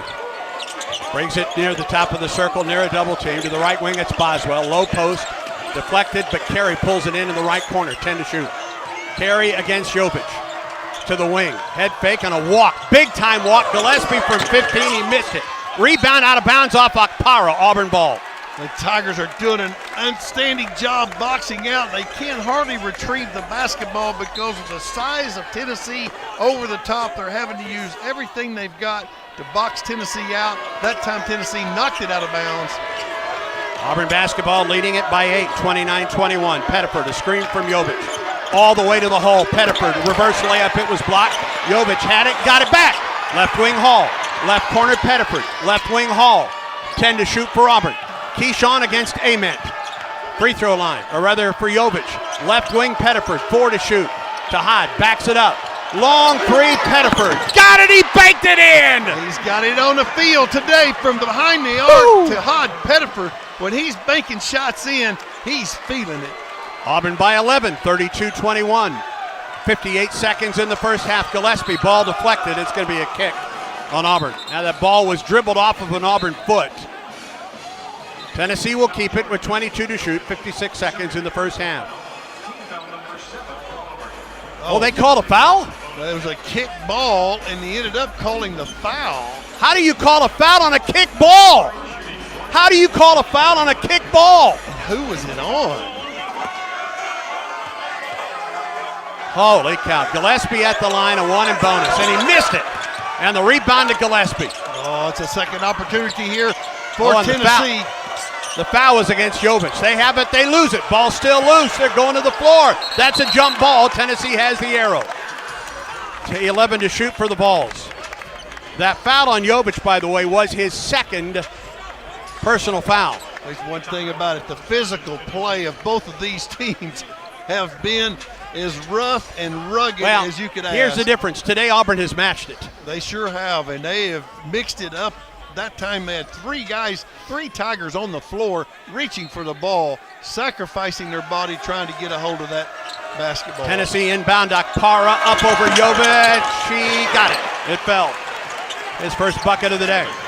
Not much Jovic could do with that one. They just had too much size advantage on him that time, and they pinned him, isolated him in front of the rim. Went right up over the top of it. The Tigers going to try to go deep and take the last second shot, and there's a little bit of 7 or 8 seconds difference in this score clock. Pettiford out at the left side, shot clock down to 10. Pettiford, right wing for Overton, shot clock at 7. At 5 to Jovic, right back to KO, drives to the hole. Fade away off the glass, he didn't get it, and the rebound to Tennessee. 9 seconds in the first half. Gillespie quickly up the floor, they get it to Ament. Ament down the right side of the lane, dumps it low post, shot is up, and a miss, but a foul. We'll send Carey to the line. And a foul, I think, is going to go against Keyshawn Hall.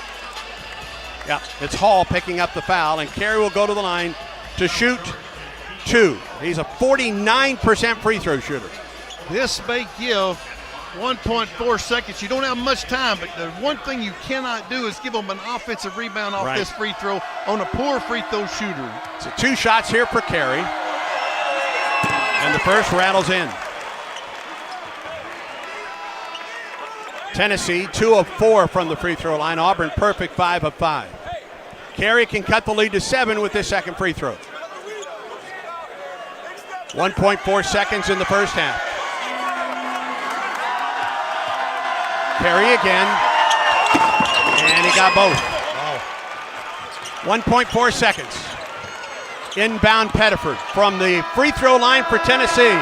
Oh, he caught rim, but it fell off the right side.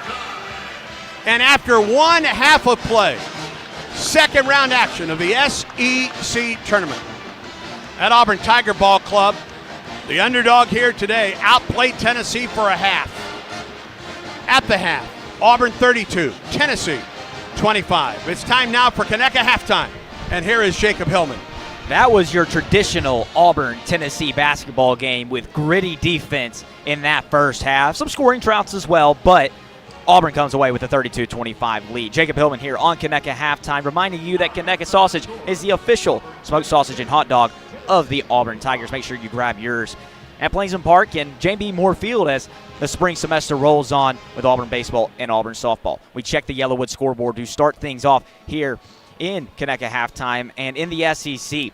Starting off the day, the first game of the day, it was a back-and-forth affair between Kentucky and Missouri in the first game of this Thursday, where Kentucky comes out on top 78-72. The Tigers don't score a field goal in the last 2.5 minutes of action, as the Wildcats led by as many as 16, but it wasn't enough of a comeback from Missouri and Mark Mitchell, who scored a career-high 32 points. Otega Owe scores 21 points. Denzel Aberdeen with 16, and Colin Chandler with 15 is what does it for the Wildcats. Later on this evening, the second session here inside Bridgestone Arena in Nashville. It'll be the 15th seeded Ole Miss Rebels taking on the 7th seeded Georgia Bulldogs. The Bulldogs actually set a program record for regular season wins this year with its 22nd win on Saturday against Mississippi State. Then the nightcap at approximately 8:30 Central. It'll be the 11th seeded Oklahoma Sooners taking on the 6th seeded Texas A&M Aggies. As we look ahead to tomorrow, Friday quarterfinal action,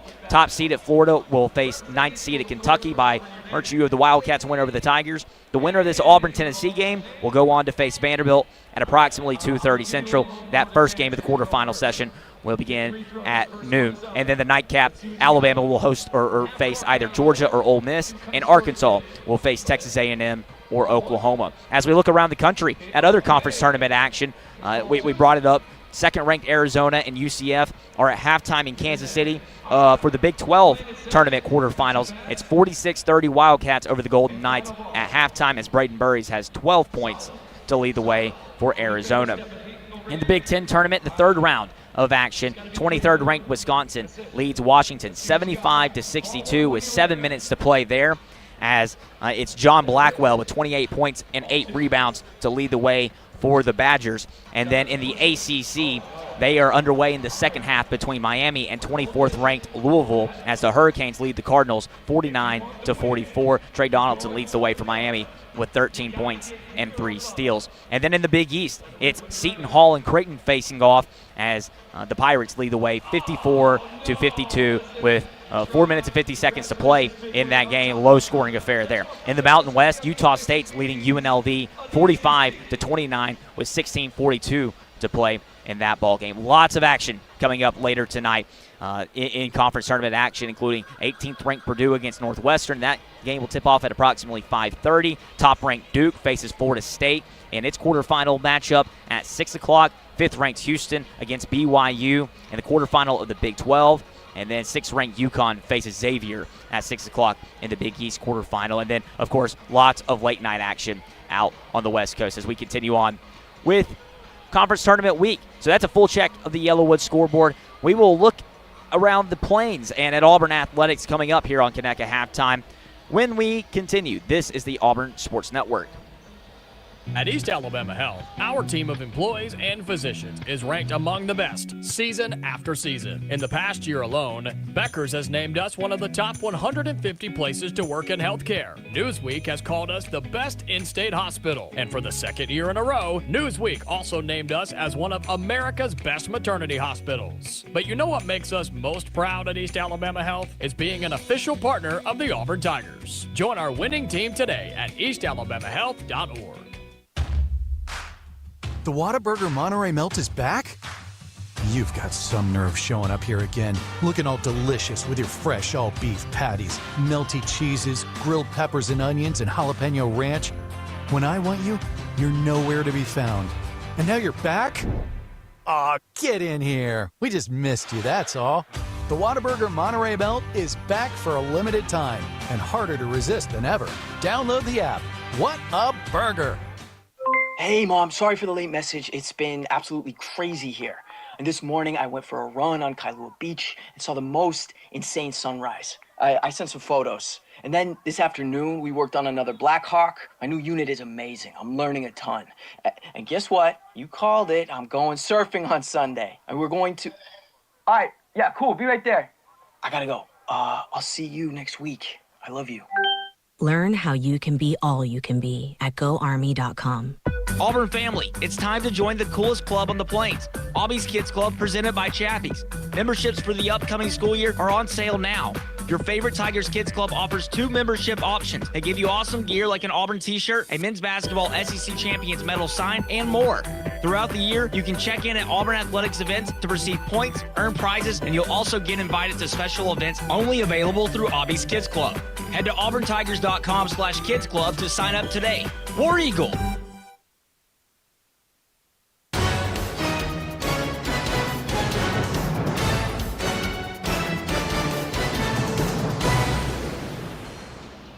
Welcome back to Connect at halftime. Auburn leads Tennessee 32-25 here in the second round matchup in the SEC tournament in Nashville. Jacob Hillman here with you courtside. So we take a look around Auburn Athletics. This look around Auburn Athletics is brought to you by Auburn Bank, champions of you.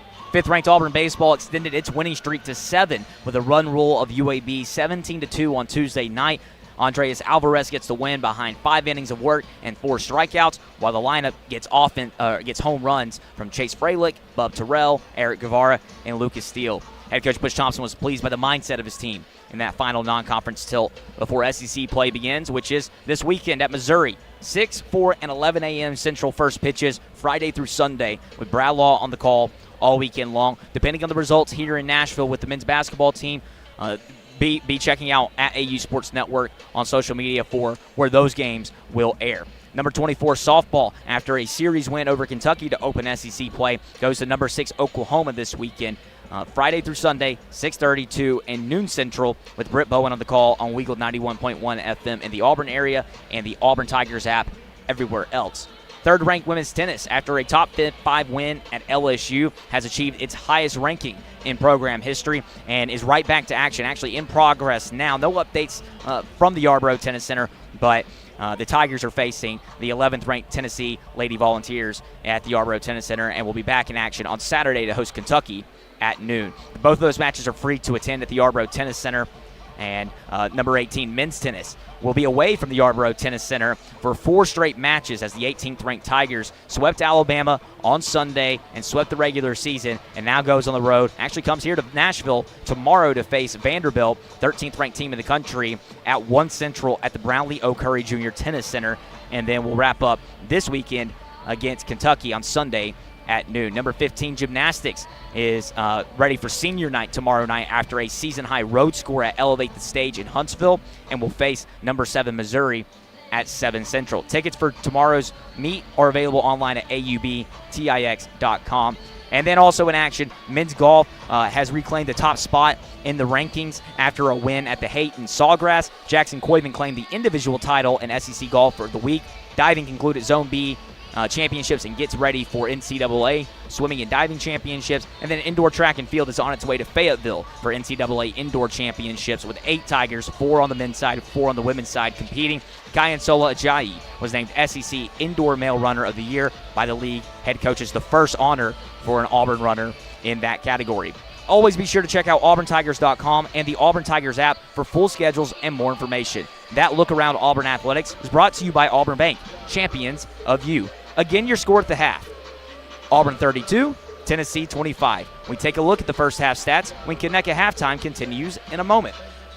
From birth to age 5, your child's brain is growing faster than ever. And guess what? You are your child's first teacher. Talking, singing, playing, and reading every day helps your child learn and thrive. Singing boosts memory. Playing builds problem-solving skills. Reading grows vocabulary. Talking teaches communication. Start strong because these early years matter the most. For tips and tools, visit the Alabama Department of Early Childhood Education at children.alabama.gov. Alabama's children deserve a strong start. Looking for legendary wings, mouth-watering burgers, and unbeatable pizza for your next big event? Baumhauer's Catering is here to satisfy your cravings. From tailgates, birthdays, to office lunches and weddings, boost your event with delicious flavors of Baumhauer's Catering. We offer pickup or delivery, or choose our full-service catering that includes setup and staff. Don't have space for your big event? We can even host you in our dedicated party space. Baumhauer's Victory Grill Catering. Legendary flavors, zero hassle. War Eagle. At East Alabama Health, our team of employees and physicians is ranked among the best season after season. In the past year alone, Becker's has named us one of the top 150 places to work in healthcare. Newsweek has called us the best in-state hospital. And for the second year in a row, Newsweek also named us as one of America's best maternity hospitals. But you know what makes us most proud at East Alabama Health? Is being an official partner of the Auburn Tigers. Join our winning team today at eastalabamahealth.org. Hey Auburn fans, if you're a nursing mother, wounded veteran, special needs family, or caring for an elderly loved one, Snazzy is here to support you. This season, snag free parking passes for select families at Jordan-Hare Stadium. Plus, Snazzy gives away a VIP package every home game. Nominate someone in these groups at snazzy.org. Everything Snazzy does is thanks to Carrier, the inventors of modern air conditioning. Head to snazzy.org now to learn more and apply. Snazzy, accessibility for all.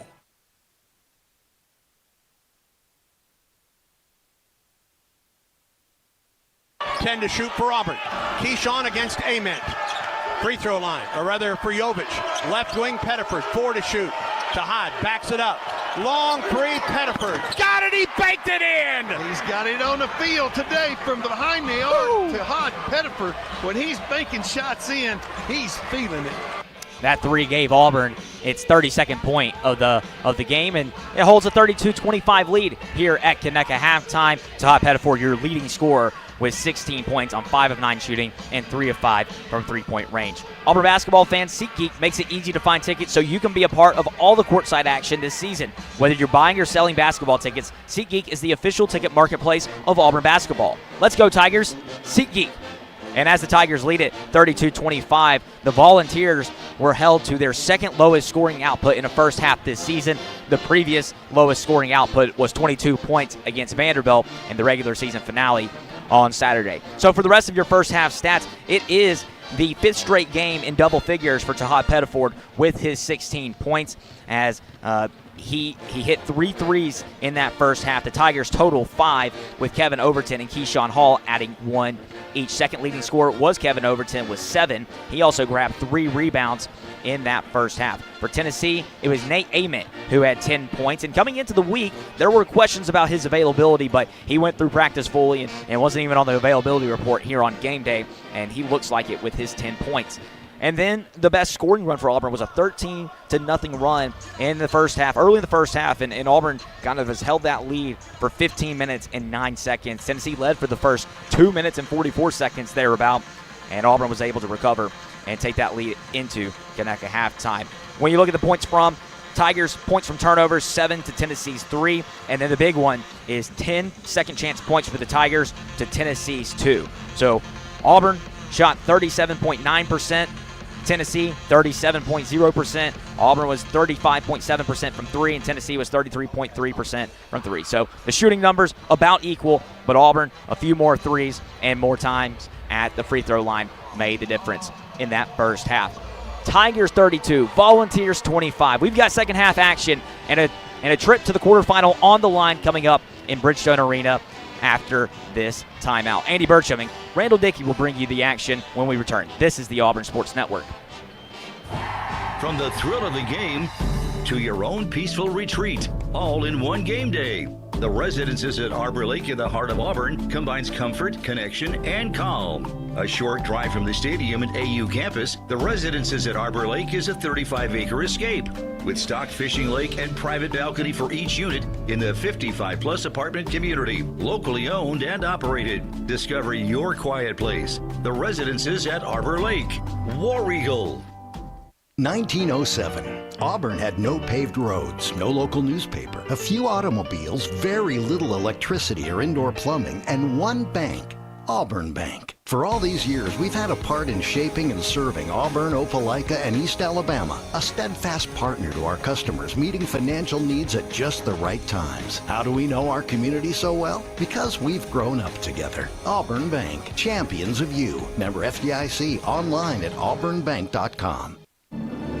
The Goose Performing Arts Center at Auburn University is Alabama's premier destination for the arts, bringing you the very best of Broadway, dance, music, and more. Learn more about upcoming performances and see the calendar of events online at gougecenter.auburn.edu. That's GOGUE center.auburn.edu. Or call the box office 334-844-TIXS.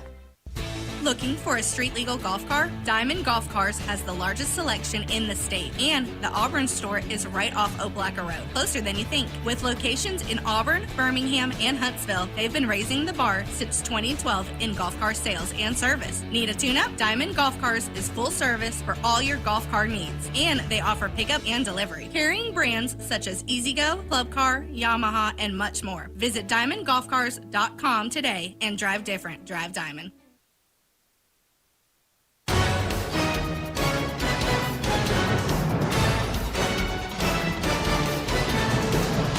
Second half to come. Auburn leads Tennessee at the break 32-25. With Randall Dickey, I'm Andy Burcham, Jacob Hillman alongside Quinn Burkeen in our Skyview Auburn studio. Auburn will have the ball to open the second half of play. There was some question about how much Nick Ament would play in this game. We were led to believe he was going to play about 16 minutes total. He played 16 minutes in the first half, and good for Tennessee that he did with 10 points in the first half. Well, he's an outstanding player, but I tell you, the Tigers have really done well. They've got 7 points off turnovers.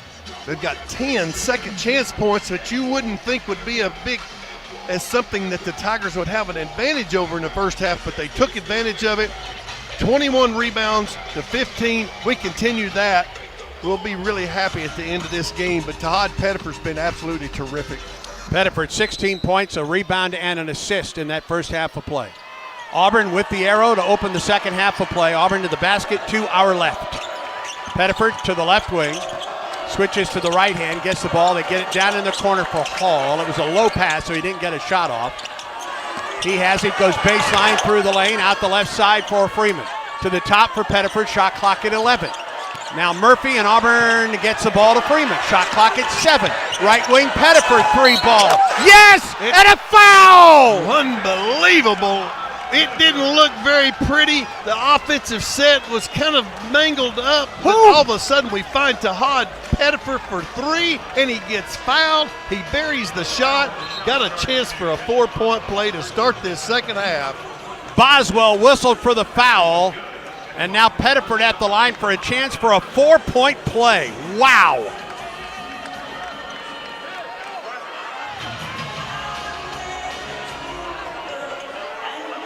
Dodd 3 of 3 from the line today. Leads everybody with 19 points. And he missed the free throw. And the rebound to Akpara for Tennessee. Auburn by 10, 35-25. Gillespie quickly up the floor for Tennessee. Loops it out on the wing to the top for Akpara. Right wing it goes for Boswell. Now to Ament straight away.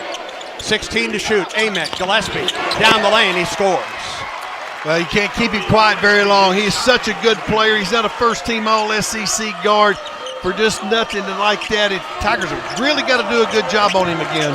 8-point lead for Auburn. Pettiford running the show. Free throw line, running one-hander. No.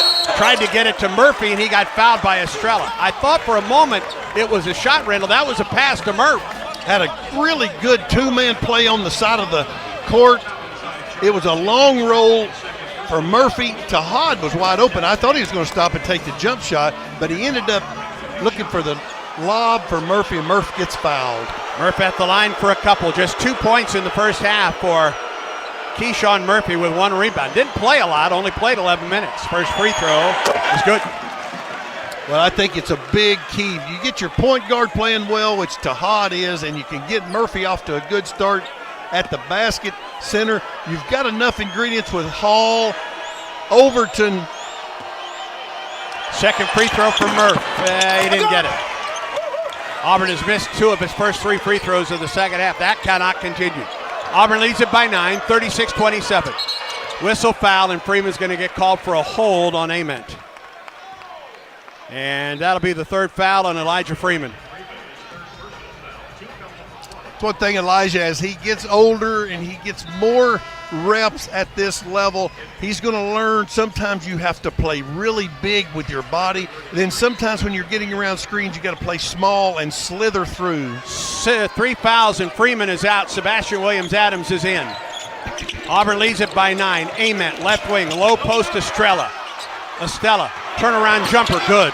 He was kind of quiet in the first half, and they meant to go to him. They run a special play to post him up on that block, isolate him against Sway. 36-29 Auburn. Pettiford spins on the wing against Boswell. Now brings it out to the top of the circle. Overton.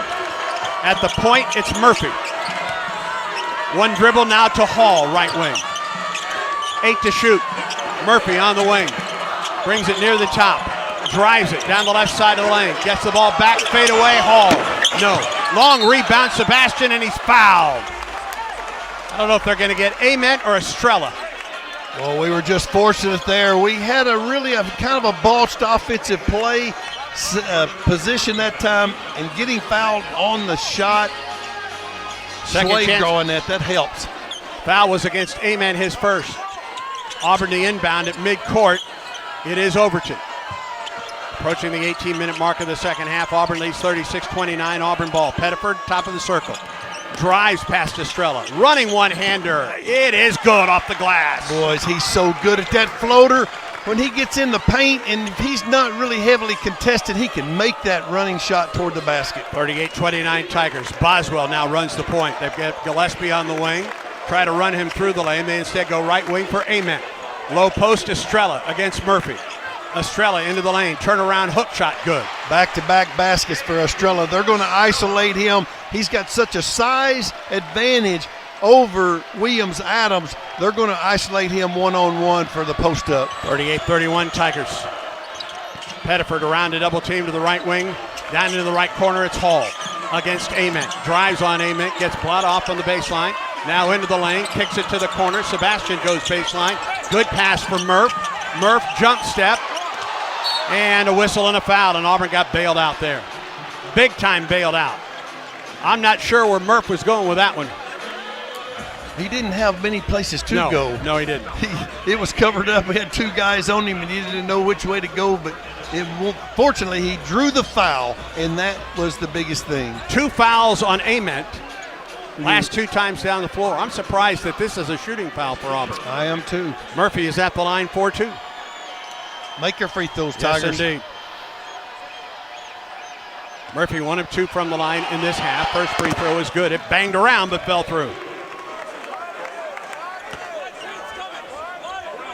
Auburn by 8. Murphy trying to take it to 9. They're going to ask Murphy to tuck his jersey in. Yeah, it's kind of a pet peeve with the officials. They like for them to look neat. They're instructed to do that. Wish the top of the jerseys were a little bit longer. Murphy missed the second one. He's 2 of 4 in the second half. Auburn has missed 3 free throws in the second half after making all 5 in the first. Auburn's lead is 8. 39-31. At the left wing, Estrella, or rather Akpara. Down to the baseline, drive up, and it's no good. Rebound tapped up and in.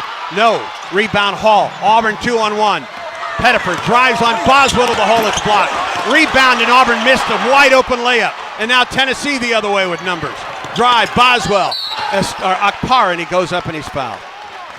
Auburn had a 3-on-1 at the other end of the floor and didn't pass it, and then had a wide open putback and didn't get it to fall. Anytime you got a 3-on-1, you don't ever want that. You want to turn it into a 2-on-1 and make the defender make a decision.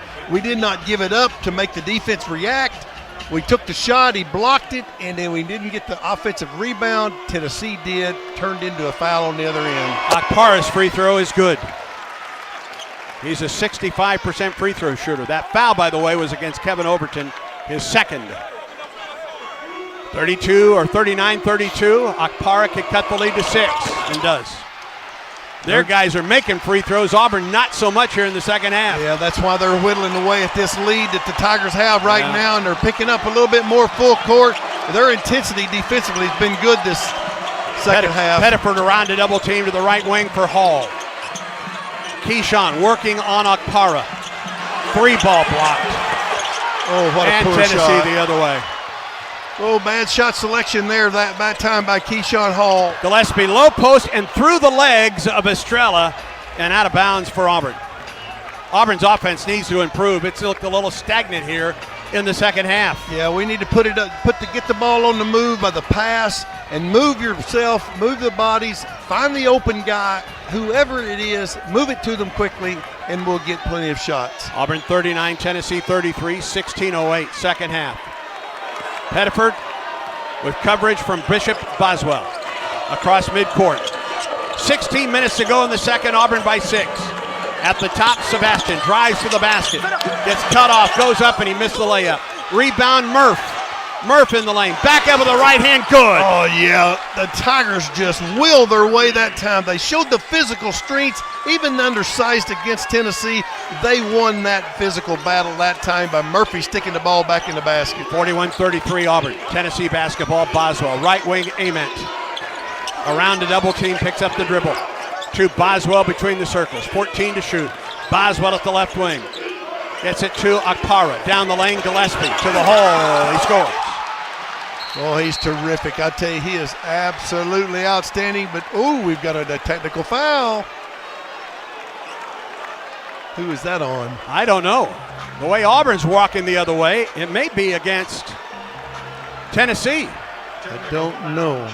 Maybe Estrella. No. Carey?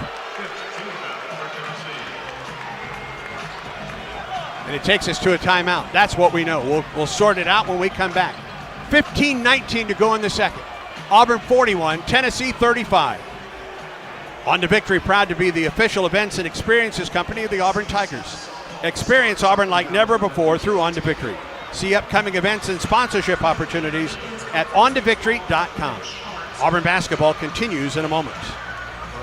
There's a big deal going on at Whataburger. Our new Big Ranch wrap is just $3 with a crispy chicken strip, buttermilk ranch, cheese, and fresh veggies in a warm tortilla. Or for $4, go bigger with 5 premium Whata chicken bites. Or go bigger than big with a Bacon Cheese Whataburger Jr. with fresh 100% beef and melty cheese for just $5. Add fries and a drink for just $2.49. Now that's a big deal. The What a Deal, now at What a Burger. For a limited time at participating locations. Download the app. Presented by Robinhood. He crosses, spins, pulls up. With Robinhood Prediction Markets, buy or sell your predictions all game long. No house odds, just you versus the market. Put your sports IQ to work. Trade every shot, block, steal, run, and moment that shifts the game. With Robinhood Prediction Markets, trade every play. Visit Robinhood.com/predict to start trading. Futures and cleared swaps trading involves significant risk and is not appropriate for everyone. Event contracts are offered by Robinhood Derivatives LLC, a registered futures commission merchant and swap firm. Hi, I'm Chef Franklin Becker. You know the jingle. Now discover the facts about Ozempic, a GLP-1. There's only one FDA-approved Ozempic made by Novo Nordisk. Learn about the real thing. Talk to your healthcare professional today. Call 1-833-OZEMPIC or visit Ozempic.com to view the medication guide and to learn more about Ozempic. Semaglutide injection 0.5, 1, and 2 milligrams.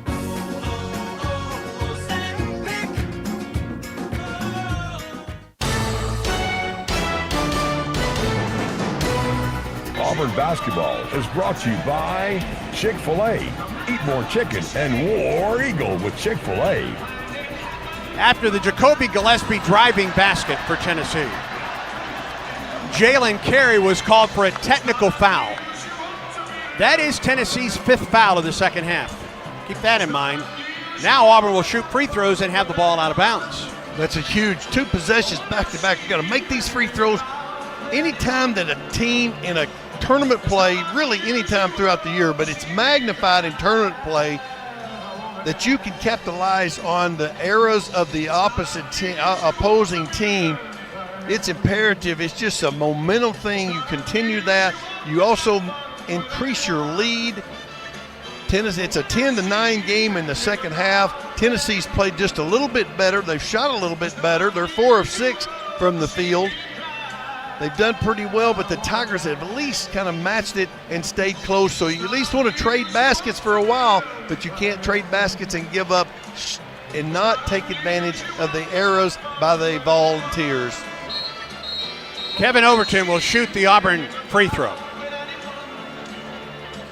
And then Auburn will have the ball out of bounds. KO, the leading free throw shooter in SEC play at 93%.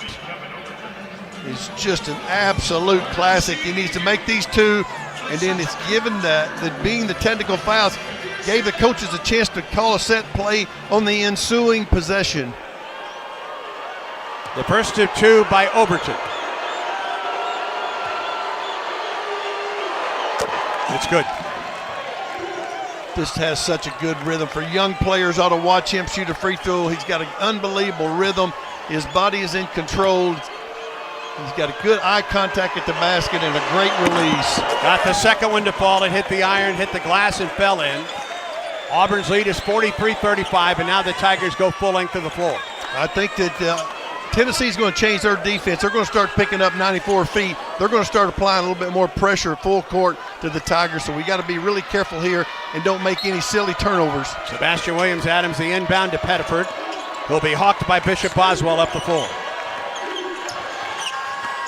Tahad across midcourt, 21 on the shot clock for Auburn. Tigers lead it by 8 with the basketball. Pettiford is screened from Murphy. Down the right wing, lobs it up there. Murphy wasn't at the basket. Here's Tennessee the other way. Up the right side, it's Gillespie on the wing. Auburn's lead is 8.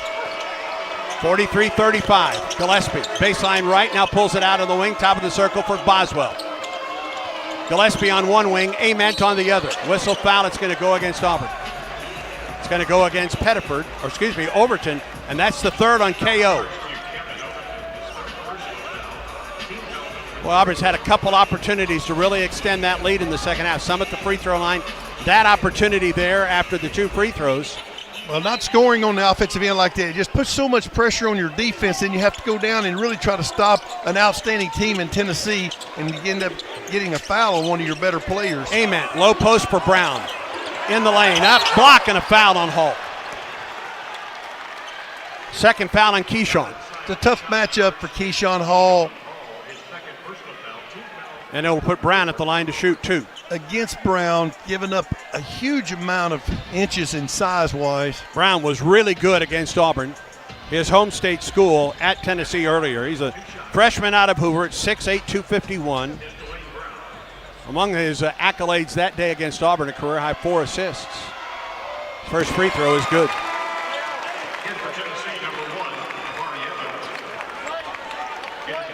Overton comes out, and Michalek is in. Don't very often see Michalek replace Overton in the lineup, but KO just picked up his third foul. Brown knocks home both free throws. You got to be careful here on the press. They get the ball to Sebastian Williams-Adams from Pettiford. He runs forward, drives all the way to the hole, goes up and scores! Unbelievably took the hit. They could have called a foul. He went ahead and double pumped and finished anyway. Auburn by 8 again. 14-20, second half. Gillespie against Michalek. Pushed off of Blake and got away with it. Left wing, Akpara. Hands the ball on the wing now to Gillespie. Got a screen. Akpara knocked.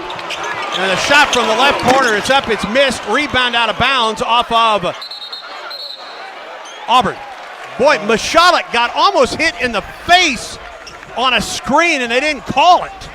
Holy cow. Oh, and the Tigers thought the ball had deflected out of bounds on Tennessee, and they didn't even pursue the And Auburn's going to challenge it. Defensive rebound. Auburn will challenge this rebound. I'm not sure Hall ever got his hand to the ball. No, I don't think so. I think he thought the ball was going to go out of bounds on Tennessee, but they didn't get the whistle, so they're going to challenge this. This is huge. This is huge right here with 14:05 left. And Auburn leading 45-37. Take on game day with the great taste of Coke Zero Sugar. Is it the best Coke ever? Try and decide. We'll give you the replay when we come back. This is the Auburn Sports Network. Previous plays under review. Auburn has challenged. Download the Auburn Athletics app, powered by War Eagle Mobile. Buy tickets, be a part of game day giveaways, shop the latest Auburn gear, and manage your War Eagle Plus subscription. And listen to every broadcast from the Auburn Sports Network, even when multiple games are happening simultaneously, on the official mobile app of Auburn Athletics. Download it now. Alabama Power is here for you when big storms hit, but we're also here for the little things. We're there to get the coffee started, to make sure everyone's ready for school, for midday dance breaks and evening entertainment, We're also there to help you save on all that energy with easy-to-use tips, tools, and efficiency programs. So enjoy these moments. Kids, movie night. And we'll do the rest. Visit alabamapower.com and follow us on social to learn more. Look, I'm not going to tell you how to live your life, but if you're an Auburn fan like me and you haven't switched your phone service to War Eagle Mobile, you're passing up a slam dunk. Here's the deal. You get exclusive game day perks, and War Eagle Mobile contributes to Auburn athletics with every payment you make. No contracts, no hidden fees, no reason to put it off another minute. Switch now to the only phone plan built for the Auburn family and on the T-Mobile 5G network. Visit wareaglemobile.com. That's wareaglemobile.com.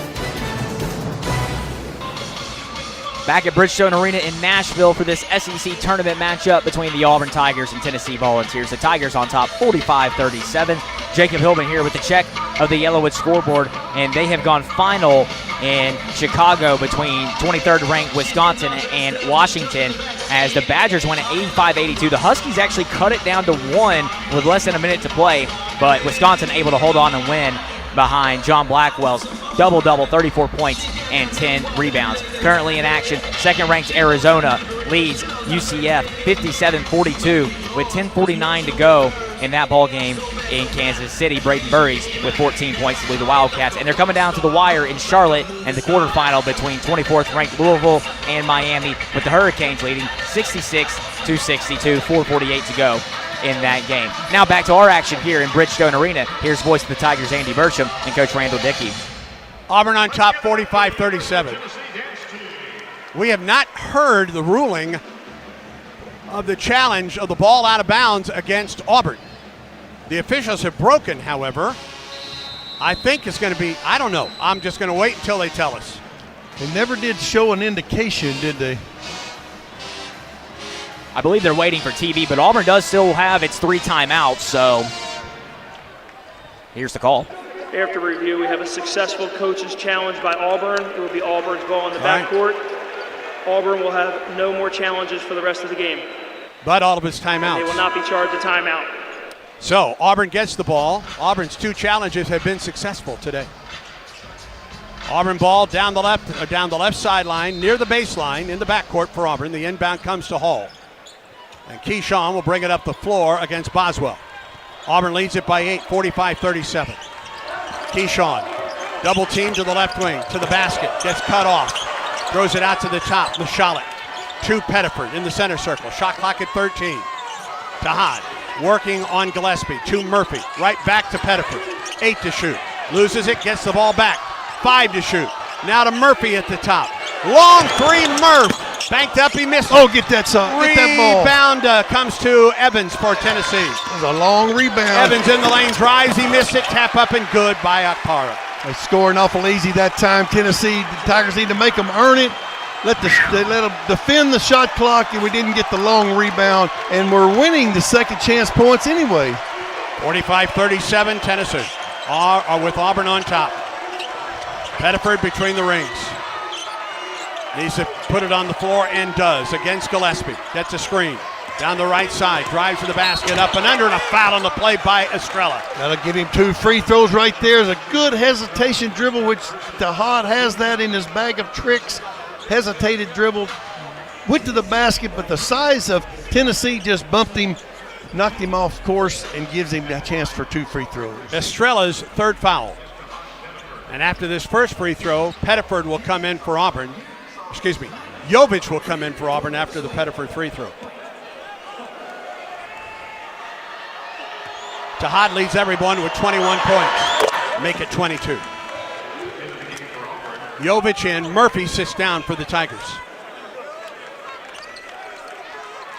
It's going to be a time here that we're going to have to rest Tahad. I'm not sure. They may not. They may go ahead and just ride his shoulders all the way, but he has really played well.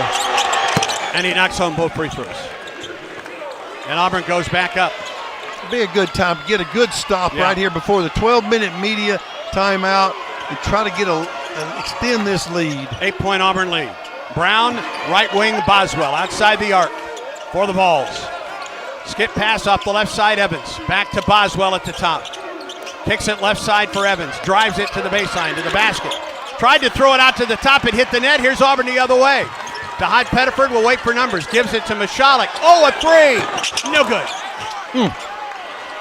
And the rebound to Tennessee. Tigers did a good job on the defensive possession that last time. Gillespie to the hole, drives and misses it. Rebounded to Sebastian Williams-Adams. Back-to-back shutouts for the Tigers. What defensive prowess they've got going on today. 47-39 Tigers. Pettiford just across midcourt. Screen from Sway. Gets the ball to Sway. Drives to the hole. Whistle and the ball out of bounds off of Tennessee. Tennessee will come in. They'll bring in Carey. They'll bring in Akpara as Brown and Estrella sit down. Ament also back in for Tennessee. Got 13 on the shot clock. You're going to get immediate on the next whistle, so it'd be really a big feather in the Tigers' cap. Execute this baseline out of bounds play and get a basket. 13 to shoot for the Tigers. Sway will trigger. Still looking. Inbounds to Hall. Drives to the hole. Reverse layup. He got it. Beautiful play by Keyshawn Hall. They had him blocked. Two guys were covering him. He went to the other side of the rim and laid it in. What a play. 10-point Auburn lead. 49-39 Tigers. Ament right wing. Guarded by Hall. Top of the circle, Gillespie. Left wing, it's Boswell. Tigers are in that zone. Low post, Carey. To Boswell. Straight away. Low post. Oh, and Auburn kicked it. Auburn kicked it. Immediate timeout. Auburn thought it had a steal, but Joe Lindsey said, nope, it's a kick.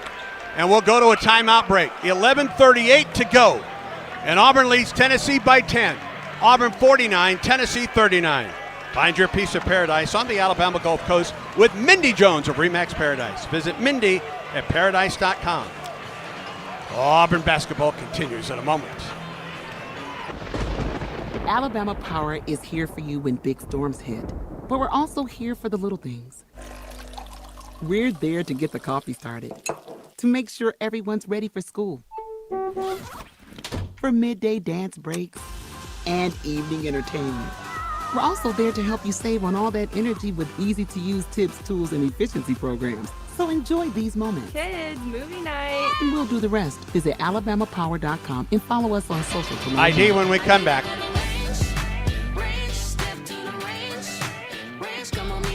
Introducing the new Chick-fil-A Jalapeno Ranch Club Sandwich. With that juicy Chick-fil-A chicken on a buttermilk ranch bun, jalapeno ranch sauce, and pickled jalapenos, it's a little ranch with a lot of kick. The new Chick-fil-A Jalapeno Ranch Club with original spicy or grilled filet. Available for a limited time only. Order ahead on the Chick-fil-A app. What a matchup we've got, folks. Just nonstop action. The energy is electric and the fans are all in. An intense game like this calls for a Coca-Cola. Ah, crisp and refreshing. That's a game changer. Yeah, that taste scores every time. And just like that, they're back at it. Passionate fans and an ice-cold Coca-Cola. Now that's a winning combo. No matter the team, no matter the sport, everyone knows fan work is thirsty work. Enjoy a Coca-Cola. Defensive statistics are presented by Cook's Pest Control. Cook's is the South's most trusted name in pest control and the official pest control partner of the Auburn Tigers. Auburn leads by 10, 49-39 with 11:38 to go in the second half. You want to talk defense, got to talk rebounding against this bunch because this is the best offensive rebounding team in the country in Tennessee. Auburn has out-rebounded the balls today, 28-24. And has out-rebounded Tennessee on the offensive glass, Randall Dickey, 11-6. Leading 16 points, 16 second chance points against the number one defensive rebounding team, a team that gets 43% of the misses on the offensive end and has got unbelievable size on that front line. The Tigers have scrapped. They've used their quickness and their speed, and they have pursued the basketball relentlessly. Let's pause 10 seconds for station identification on the Auburn Sports Network.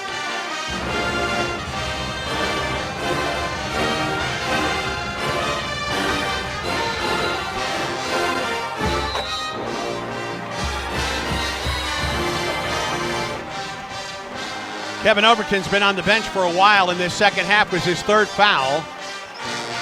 Auburn will bring Sebastian Williams-Adams, Elijah Freeman, Philip Jovich, Keyshawn Hall, and Tahad Pettiford back on the floor.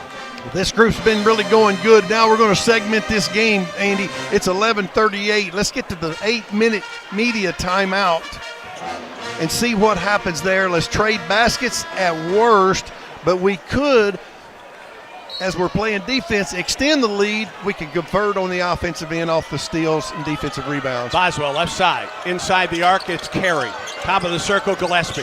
To the right wing for Boswell. Auburn's man fell down. Gillespie popped the three. He missed it. Ament gets the rebound. One dribble, goes up, blocked by Sebastian Williams-Adams, and the rebound to Hall. This zone defense that the Tigers have switched to has really messed the Tennessee Volunteers up. Hall through a double team, gets tied up by Akpar. It's a jump ball, and the arrow goes to Tennessee. He tried to dissect the double team. He had Pettiford wide open at the top of the circle. He ends up, sometimes Keyshawn Hall gets a little tunnel vision. That time he had two guys, one on each side of him wide open. Yep. He tried to split two defenders, and they tied him up. All right, Auburn's lead is 10. The 11:07 second half, Tennessee basketball. Gillespie, right wing for Boswell. Picked up by Freeman there. To Ament, guarded by Hall straight away. 14 to shoot.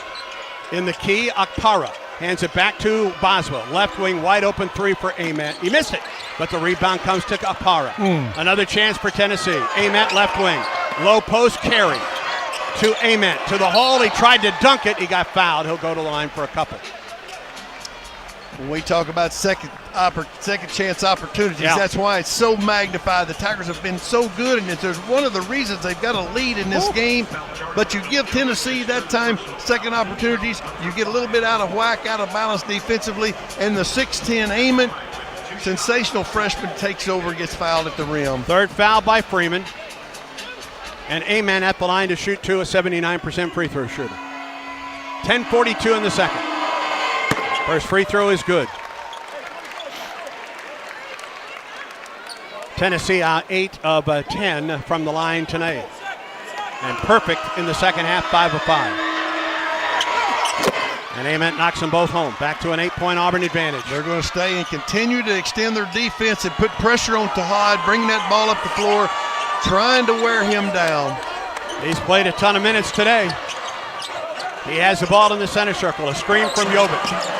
Drives it down the lane to the hole. Running one-hander. He banked it in. They can't stay in front of him. He just snaked his way from the top of the key between three defenders and ended up shooting that floater off the glass for two. He had 25 first time around. He's got 25 today. Ament underneath, shoots and scores with a foul.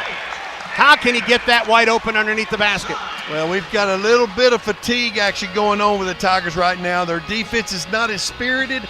They're not as live-legged, and they're wearing down just a little bit. One of the reasons that the Tigers went to the zone is conserve energy, but it's kind of come back to haunt us a little bit, just a little over a minute with a 10-point lead and letting Tennessee carve into this. Jovich called for the foul. He'll come out. That was his third. Murphy back in for Auburn.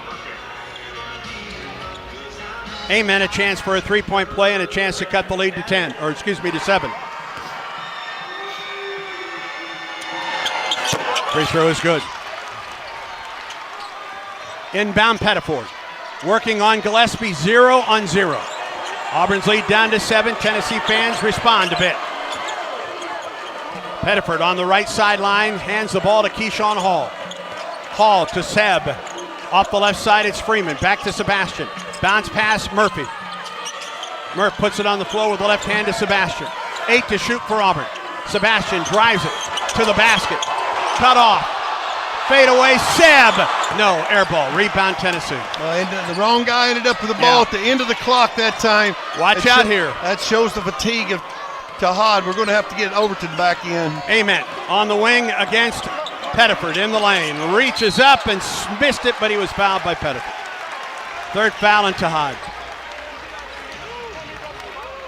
51-44 Auburn, but Ament goes to the line with 9.5 minutes to go in the second half. It's been all Ament this last 3 or 4 possessions. They've just put it in his hands and let him go. But for some reason, Tahad's getting switched off on that. That's unfair for Tahad. He's given up way too many inches. Free throw is good for Ament. He's 4 of 4 today. Tennessee is perfect in the second half, 8 of 8. Overton back in, replacing Hall. Pettiford leads Auburn with 25. He's the only one in double figures. Ament leads Tennessee with 16. He's the only one in double figures. But he can cut the lead down to 5 right here. And he does. They continue to press. Inbound to Pettiford. Working on Boswell. 5-0 run by Ament, and Tennessee has cut the lead 2-5. 51-46. Pettiford against Boswell. Double team. Now it's just Boswell out there on the right wing. 13 to shoot. Murphy at the point. To Sebastian. 9 to shoot. Sebastian down the lane. Picks it up. Bounce pass. It's Pettiford. Knocked away. Got it back. Pettiford forces up a 3. Barely drew iron. Nope, he didn't. Tennessee gets it on a shot clock violation. Well, our offense is just kind of going south. And I hate to say this, you can't get the ball to Sebastian Williams-Adams that deep in the shot clock right now. No, and we forgot about who Keyshawn Murphy is. We need to try to let him get a touch. He's got size. He can pass. He's the 4th leading assist guy we have on our team. Try to put it in his hands and let him pick the Tennessee defense apart. Ament left wing, 3 ball to cut the lead to 2. He missed it short. But the rebound saved by Ament. Auburn didn't run down that rebound. Yeah. Boswell left wing. Auburn's lead is 5, 8:40 in the second. Ament left corner, another 3, and that's good. Just the fatigue factor has really set in on the Tigers. They've kind of lost their spirit defensively. Yeah, back to it. Creating bad offense. This is an 8-0 run all by Ament right now. Pettiford at the left wing. Auburn needs to answer. Desperately needs to answer. Right wing, Freeman. Murphy, top of the circle. Hands the ball, Overton. 3 ball KO. No. Rebound, Tennessee. 8-0 run, Tennessee can tie it or take the lead, this time down the floor. Ament with 20. He had 8 in the first half. Ament, top of the circle. In the lane, spins down the lane. He missed it. Rebound, Tennessee saves it. It comes to Auburn. And here's Pettiford up the floor on the break. Pettiford lobs it. Freeman went up for the alley-oop and got knocked down. No foul. Where's the foul? Tennessee ball. Drive Gillespie. Whistle good. Holy cow. Freeman gets knocked down on an alley-oop. Timeout Auburn. Stephen Pearl pleading with Joe Lindsay on the non-call as Freeman went up for an alley-oop. We're tied at 51. 7:31 to go in the second half. It has been all Ament. A 10-0 run by that talented freshman. Your team is your most valuable asset, so ensure they're protected with the best workers' compensation insurance available. Ask your agent for an Alicomp quote today. This is the Auburn Sports Network. Here's a clip from a recent Talking Tigers podcast with Andy Burcham. Hall of Fame coach Kim Evans.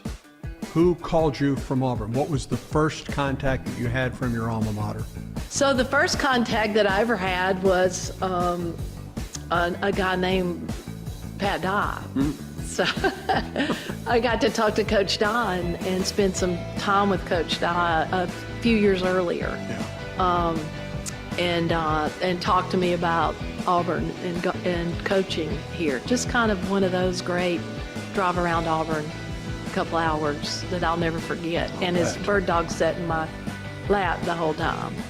New episodes of the Talking Tigers podcast are released Mondays wherever you listen to podcasts. Subscribe to the Talking Tigers podcast exclusively from the Auburn Sports Network. Yellowwood knows that a 5-star backyard is the place to make lasting memories. Like cookouts. Cornhole with friends.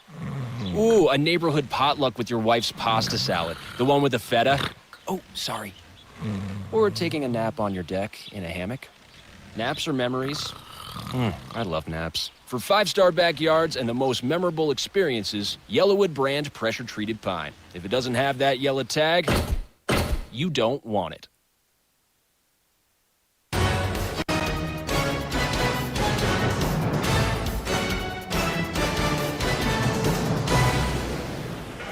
It's a tie ball game here inside Bridgestone Arena in this SEC tournament second round game. Auburn and Tennessee playing for a spot in the quarterfinal against Vanderbilt tomorrow at 2:30 Central. Jacob Hillman here courtside with the check of the Yellowwood scoreboard. They've gone final in the Big East quarterfinal. Seton Hall takes down Creighton 72-61 in Madison Square Garden in New York City.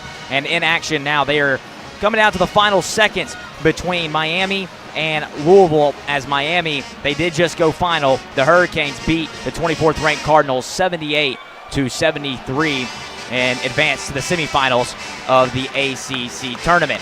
And in the Big 12, Arizona continues to hold on to a 15-point lead over UCF at 64-49 with 6:07 to go as those teams vie for a spot in the Big 12 semifinal. And finally in the Mountain West, Utah State leading UNLV 73-50 with 3.5 minutes to go in that ball game. Back for the action here inside Bridgestone Arena to take you home. Here's voice of the Tigers, Andy Burcham, and Coach Randall Dickey.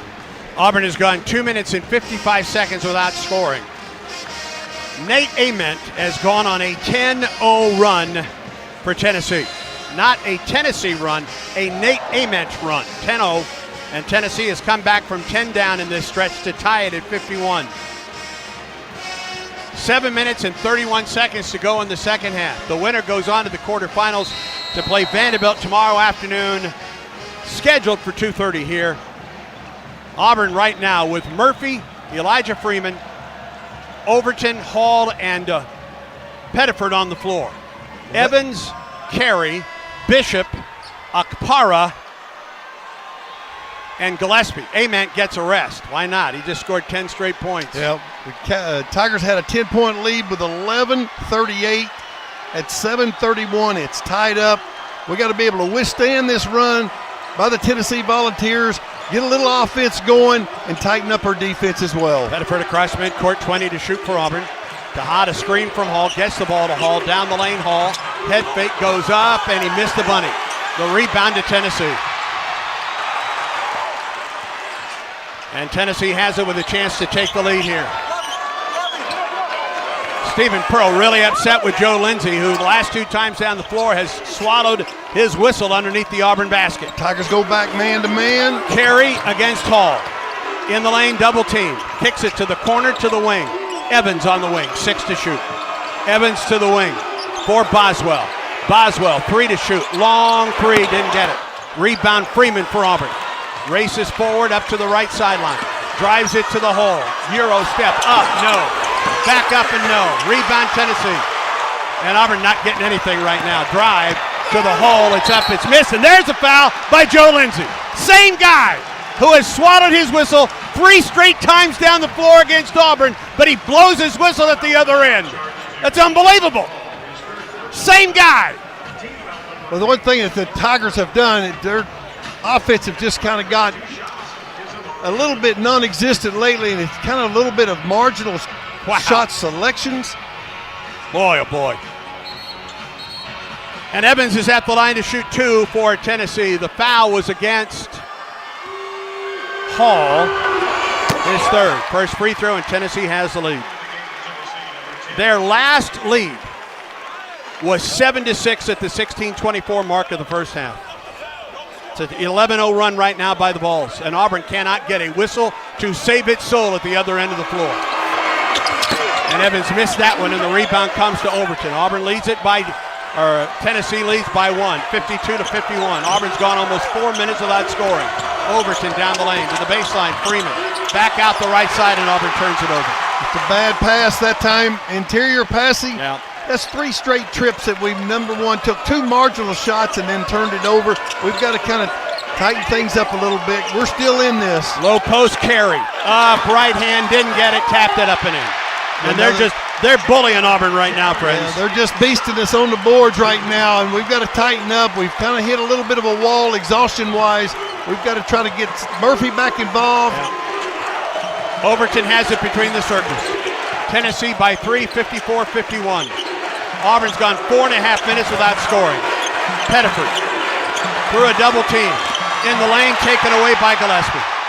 He runs the other way, drives to the hole and scores.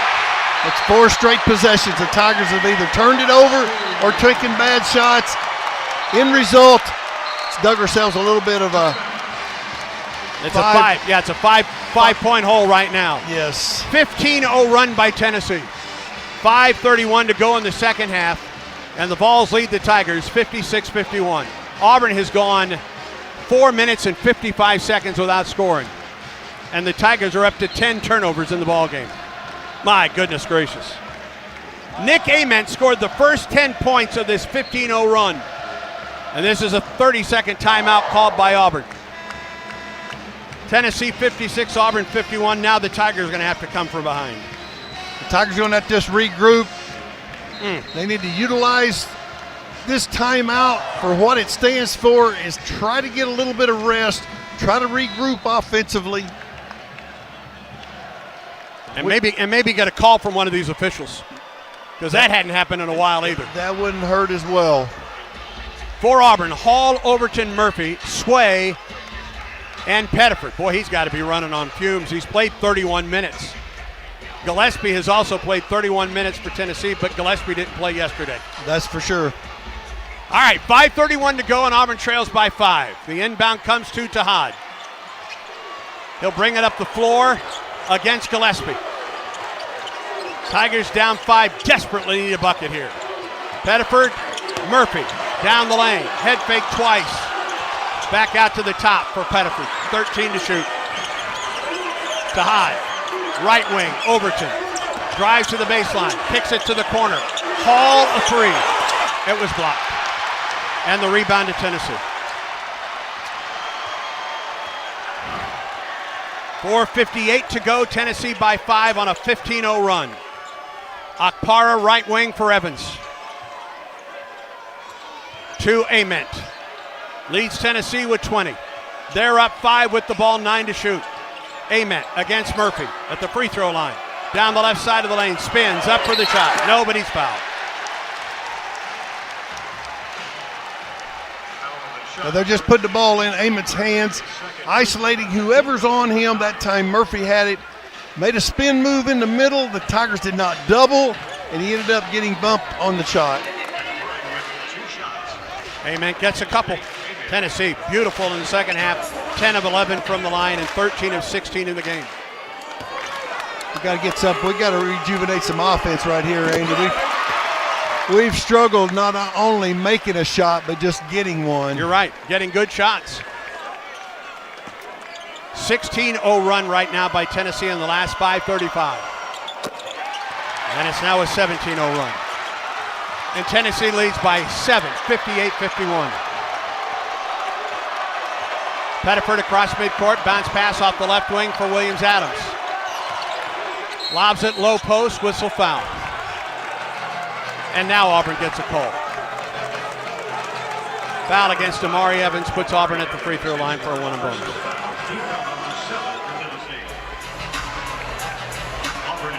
And Hall is at the line for a 1 and bonus for the Tigers. 10-7, 4:27 to go.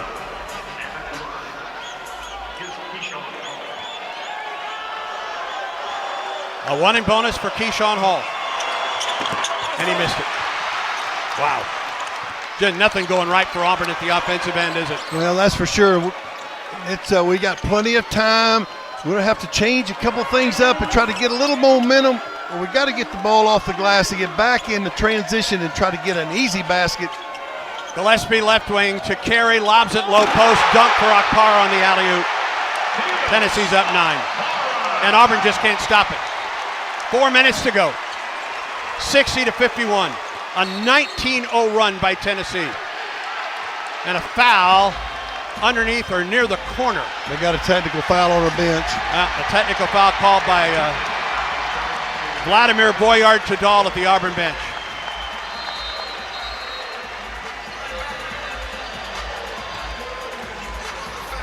And Tennessee goes to the free throw line. A technical foul. They'll get free throws and the ball, leading Auburn 60-51.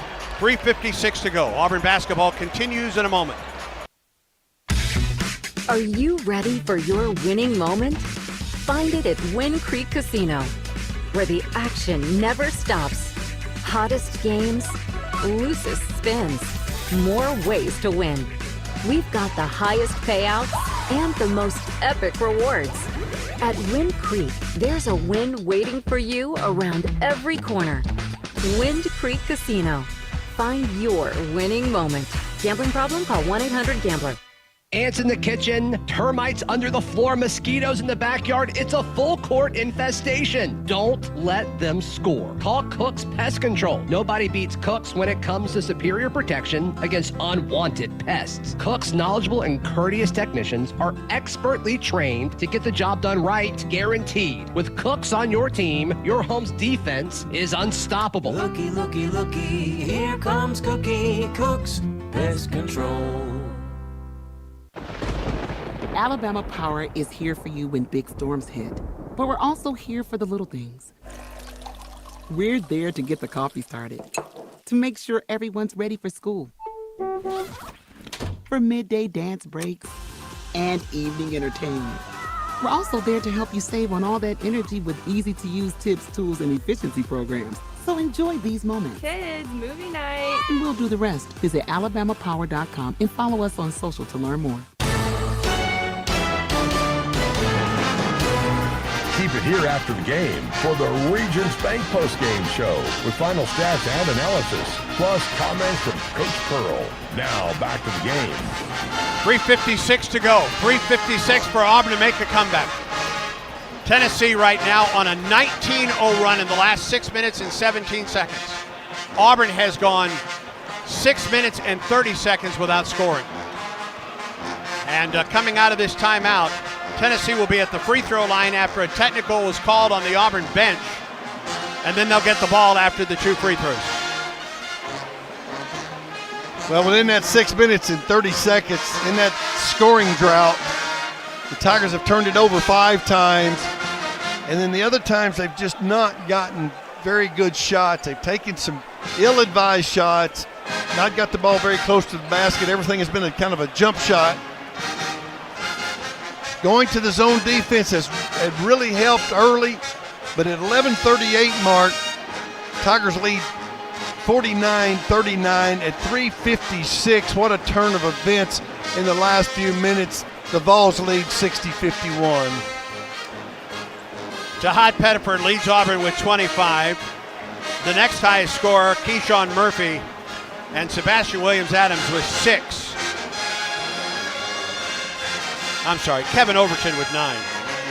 Nick Ament has led Tennessee with 22 points in 28 minutes of action today, almost 29 minutes. He has 6 rebounds, 4 assists, 11 points, 2 rebounds for Jacoby Gillespie. In this 19-0 run, Auburn led by 10 at the start of it. Nick Ament went on a 10-0 run by himself. He was terrific. He made, and I think in there he mixed in maybe a 3-point basket, got to the free throw line, mid-range jumper.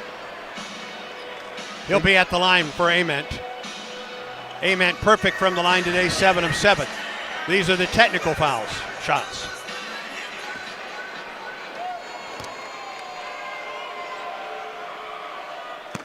Free throw is good. Nate Ament, not Nick, I apologize. Ament, 8 of 8 from the line. And he missed one. It's a 10-point Tennessee lead, 61-51. This is a 20-0 run by Tennessee. And now Auburn will have the ball out of bounds. We got to regroup right now. We've got 3:56. We're down 10. Sideline out of bounds play. Let's get the ball in the basket and get a little bit of fever going here offensively. Left wing 3 ball Pettiford. Good. That's a good way to start with a 3-point shot. Cut it to 7. Got to get a stop right here. 28 points today for Jahad Pettiford. Ament left wing. Low post carry. Now to Boswell to the hole. In the lane. Out to the top for Ament. 17 to shoot for Tennessee. It's a 7-point Tennessee lead. 3:29 to go. Ament in the key. Picks up the dribble. Gets it out. Ball deflected into the backcourt. It's still loose. It's saved, but it comes to Tennessee. Great hustle by Sway that time. Now, why did they restart the shot clock? Ament 3 ball. He got it. Why did they restart the shot clock? In that transition, in that hustle play by Sway, Ament ended up floating wide open and buried a three. They shouldn't have had the time at the other end of the floor, friends. Murphy at the top, back to a 10-point game. 2:57 to go. Kevin Overton on the wing. 3-ball KO. Missed it, air ball. Murphy saves it to Hall. Saved by Tennessee. It comes to Pettiford near the right corner. 2:40 in the second half. Now at the wing it's Pettiford. Got to score, friends. Pettiford nearly goes down. To Murphy. 16 to shoot. Spins. In the lane. Fadeaway. Murph. Good. Big basket right there. 2:25 left. 64-56. They stop to wipe up some perspiration. Murphy cuts the lead to 8 with 2:24 to go. It's the first time we've gotten, I think, in the last 10 or 12 minutes that we've gotten Murph the ball right on the block, deep in there, close to the paint. Boy, he made a nice turnaround jumper that time. 2:24 to go. Tennessee 64, Auburn 56. Ament to inbound Gillespie. Up the floor for Tennessee. Got away with a palm. Now brings it to the top and lobs it left side for Boswell. They're in the double bonus when Auburn fouls. 2:10 to go. Tennessee by 8. Gillespie in the center circle, working on Overton. Now drives down the right side of the lane. Leaves it for Carey to the hole. And he goes up and he's fouled. Stops the clock with 2 minutes to go. We're told, well, just judging from the official, the ball that was batted into the backcourt that we thought should have been a shot clock violation on Tennessee. Joe Lindsay looked at Stephen Pearl and said, when Sebastian got the ball and threw it back in, that was a change of possession. That was the reason that they restarted the shot clock. Carey's free throw is good. Auburn hasn't had many calls in the second half. I'm not saying that the Tigers haven't suffered offensively, and Tennessee's played extraordinarily well, but Carey missed the second free throw. It's a 9-point lead. 65-56. We got to get on the move offensively right here. Pettiford across midcourt for Auburn. Clock down to 1:52. Murphy at the top. Now to Pettiford, being chased by Boswell. Spins on the left wing, loses the ball, gets it back. Murphy at the top, 1:42 in the second half. Murph, head fake at 15. Left wing for Pettiford. 3-ball, no foul. No foul. Shot is up, it's good for a Hall, and he puts it in. Got a chance for a conventional three-point play by the second chance opportunity, offensive rebound by Keyshawn Hall, and the stick back goes in. Now he gets fouled, go to the free throw line. Foul was the third of the game against Ament. All 3 of his have come in the second half. Got to make it a 2-possession game right here. Hall can trim it to 6, and he does.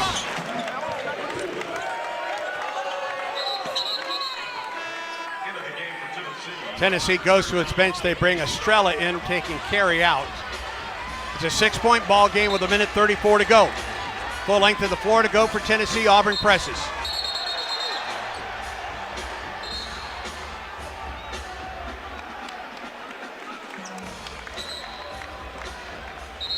Now, and they're going to send both teams to their benches. Yeah, they got a little confrontation between Akpara and Murphy, and the only thing that all of us caught was the second one, and that was when Murphy kind of pushed Akpara.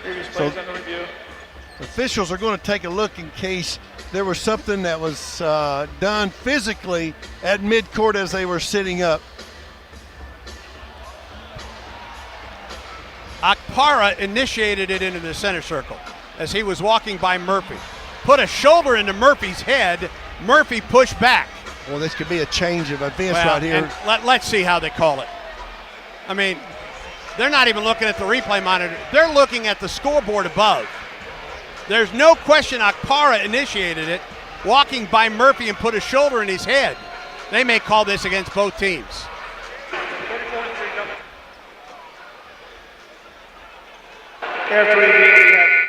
After review, we have a dead ball, double contact technical foul. Told you. On 34 white and 3 blue, they will offset. We will resume play.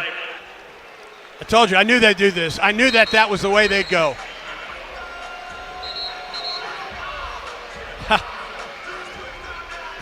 But if Murphy doesn't retaliate, it's a foul on Akpara. That's exactly right. Yeah. Could have been a flagrant one on that. That's where discipline comes into effect, that you really got to hold your temper, and it's really hard when the spirits are high, tension is really high, and you're playing for these many marbles that's on the table at the SEC tournament. Again, Tennessee full length of the floor to go. A minute 34 to go in the ball game. Tennessee leads Auburn by 6, 65-59. Ament the inbound to Boswell. In the backcourt, he's double-teamed, throws it ahead to Ament. Stops shy of midcourt, now across midcourt to Boswell. To Ament, drives it to the hole, hangs, shoots, no, but he's fouled. Clock stop with a minute 23 to go. Ament can take the lead to 8. Auburn led 32-25 at the half, had a 10-point lead in the second half. And then Tennessee went on a 19-0 run. And Auburn just quite frankly has not recovered from it. Yeah, from the 11:30. First to 2 by Ament. He missed it. That keeps it a 2-possession game. Yes, we've still got plenty of time. Just got to be efficient on what we're doing. Got to make sure we retrieve this ball off the glass. If he misses, he can take the lead to 7 with his second free throw. If he misses, you've got to get the rebound. He did, and Auburn did get the rebound. Here's Pettiford up the floor, down 6. Pettiford weaves his way through traffic, knocked away from behind by Gillespie into the Auburn bench. For Auburn, Hall, Sway, Murphy, Overton, and Pettiford for Auburn. Down 6, 1:17 to go. Hall will trigger. To Murphy. Now Sway. Low post Hall against Ament. Backs his man in, goes up and under, kicks it to the corner. 3 ball from the corner. No. Rebound carry, lost it. It comes to Ament for Tennessee. And he's fouled by Hall.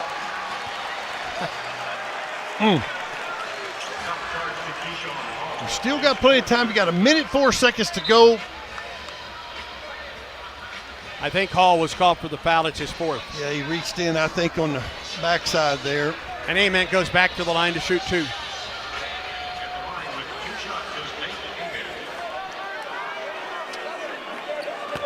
Ament on the day. 26 points, 8 of 11 from the free throw line, but he's missed his last 3. Got that one. Tennessee by 7. 1:04 to go in the second half. Still time for the Tigers. Trailing 66-59. Ament can take it to 67-59 right here. But make sure we box out right here. And he missed it. The rebound to Hall. All right, let's go. Got to score and got to score in a hurry. Hall right wing drives it down the lane to the basket, goes up and scores. Now we can get into our press. Ament will trigger in the backcourt. It's Gillespie up the sideline, and a whistle and a foul. And well, I'm gonna swallow my tongue right now. It's just 5-point game here. Just got to have a little help from the Volunteers. Overton fouls out. Gillespie also, he leads their team in free throw shooting at 81%. 5-point game, 66-50 or 61. Gillespie gets a couple. First is good. 67-61.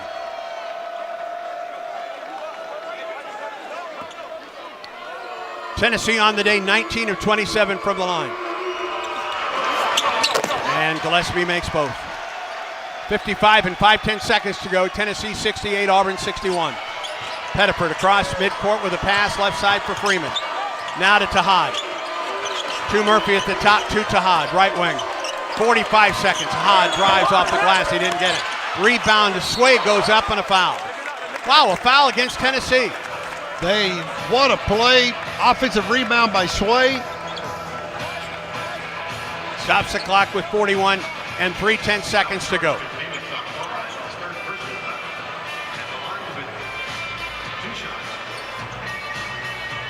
Sebastian Williams-Adams with 6 points on the day. He's 2 of 2 from the line. He'll get 2 here. First is, no, it's good. Fell in.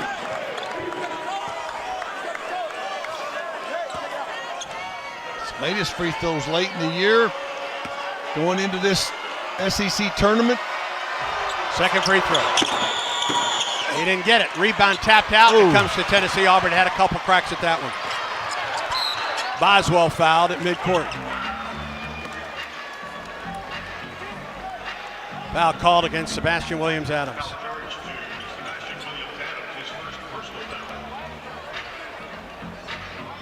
That's the 15th foul called against Auburn in the second half. And Boswell at the line to shoot 2. Tennessee 17 of 23 from the line in the second half, and Boswell knocks home the first.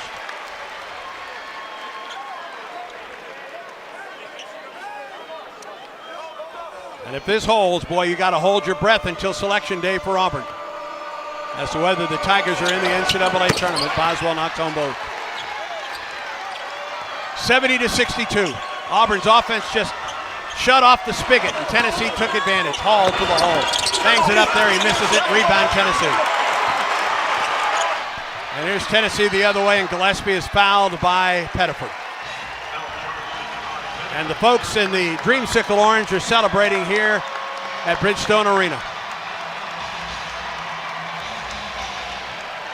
Well, it's amazing. Tigers played 31 minutes of outstanding basketball. At 11:38 going the game. They have a 10-point lead at 49-39, and then just really hadn't played kind of up the par since then. Gillespie's free throw is good. Evans replaces Ament. Ament was all of that today. 27 points, 8 rebounds, and 3 assists. Make that 4 assists for that outstanding pressure. Second free throw is good for Gillespie. 23 seconds to go in this one. Tennessee leads it by 10. Pettiford in the key, step back, pops a 3. He didn't get it.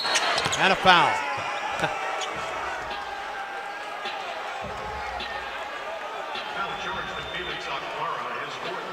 And they called the foul on Okpara. And it will put Auburn at the free throw line. Murphy gets a couple.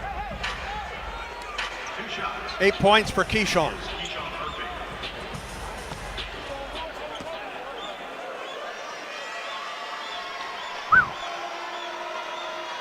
An enormous turnaround in this ball game. Murphy's free throw is missed.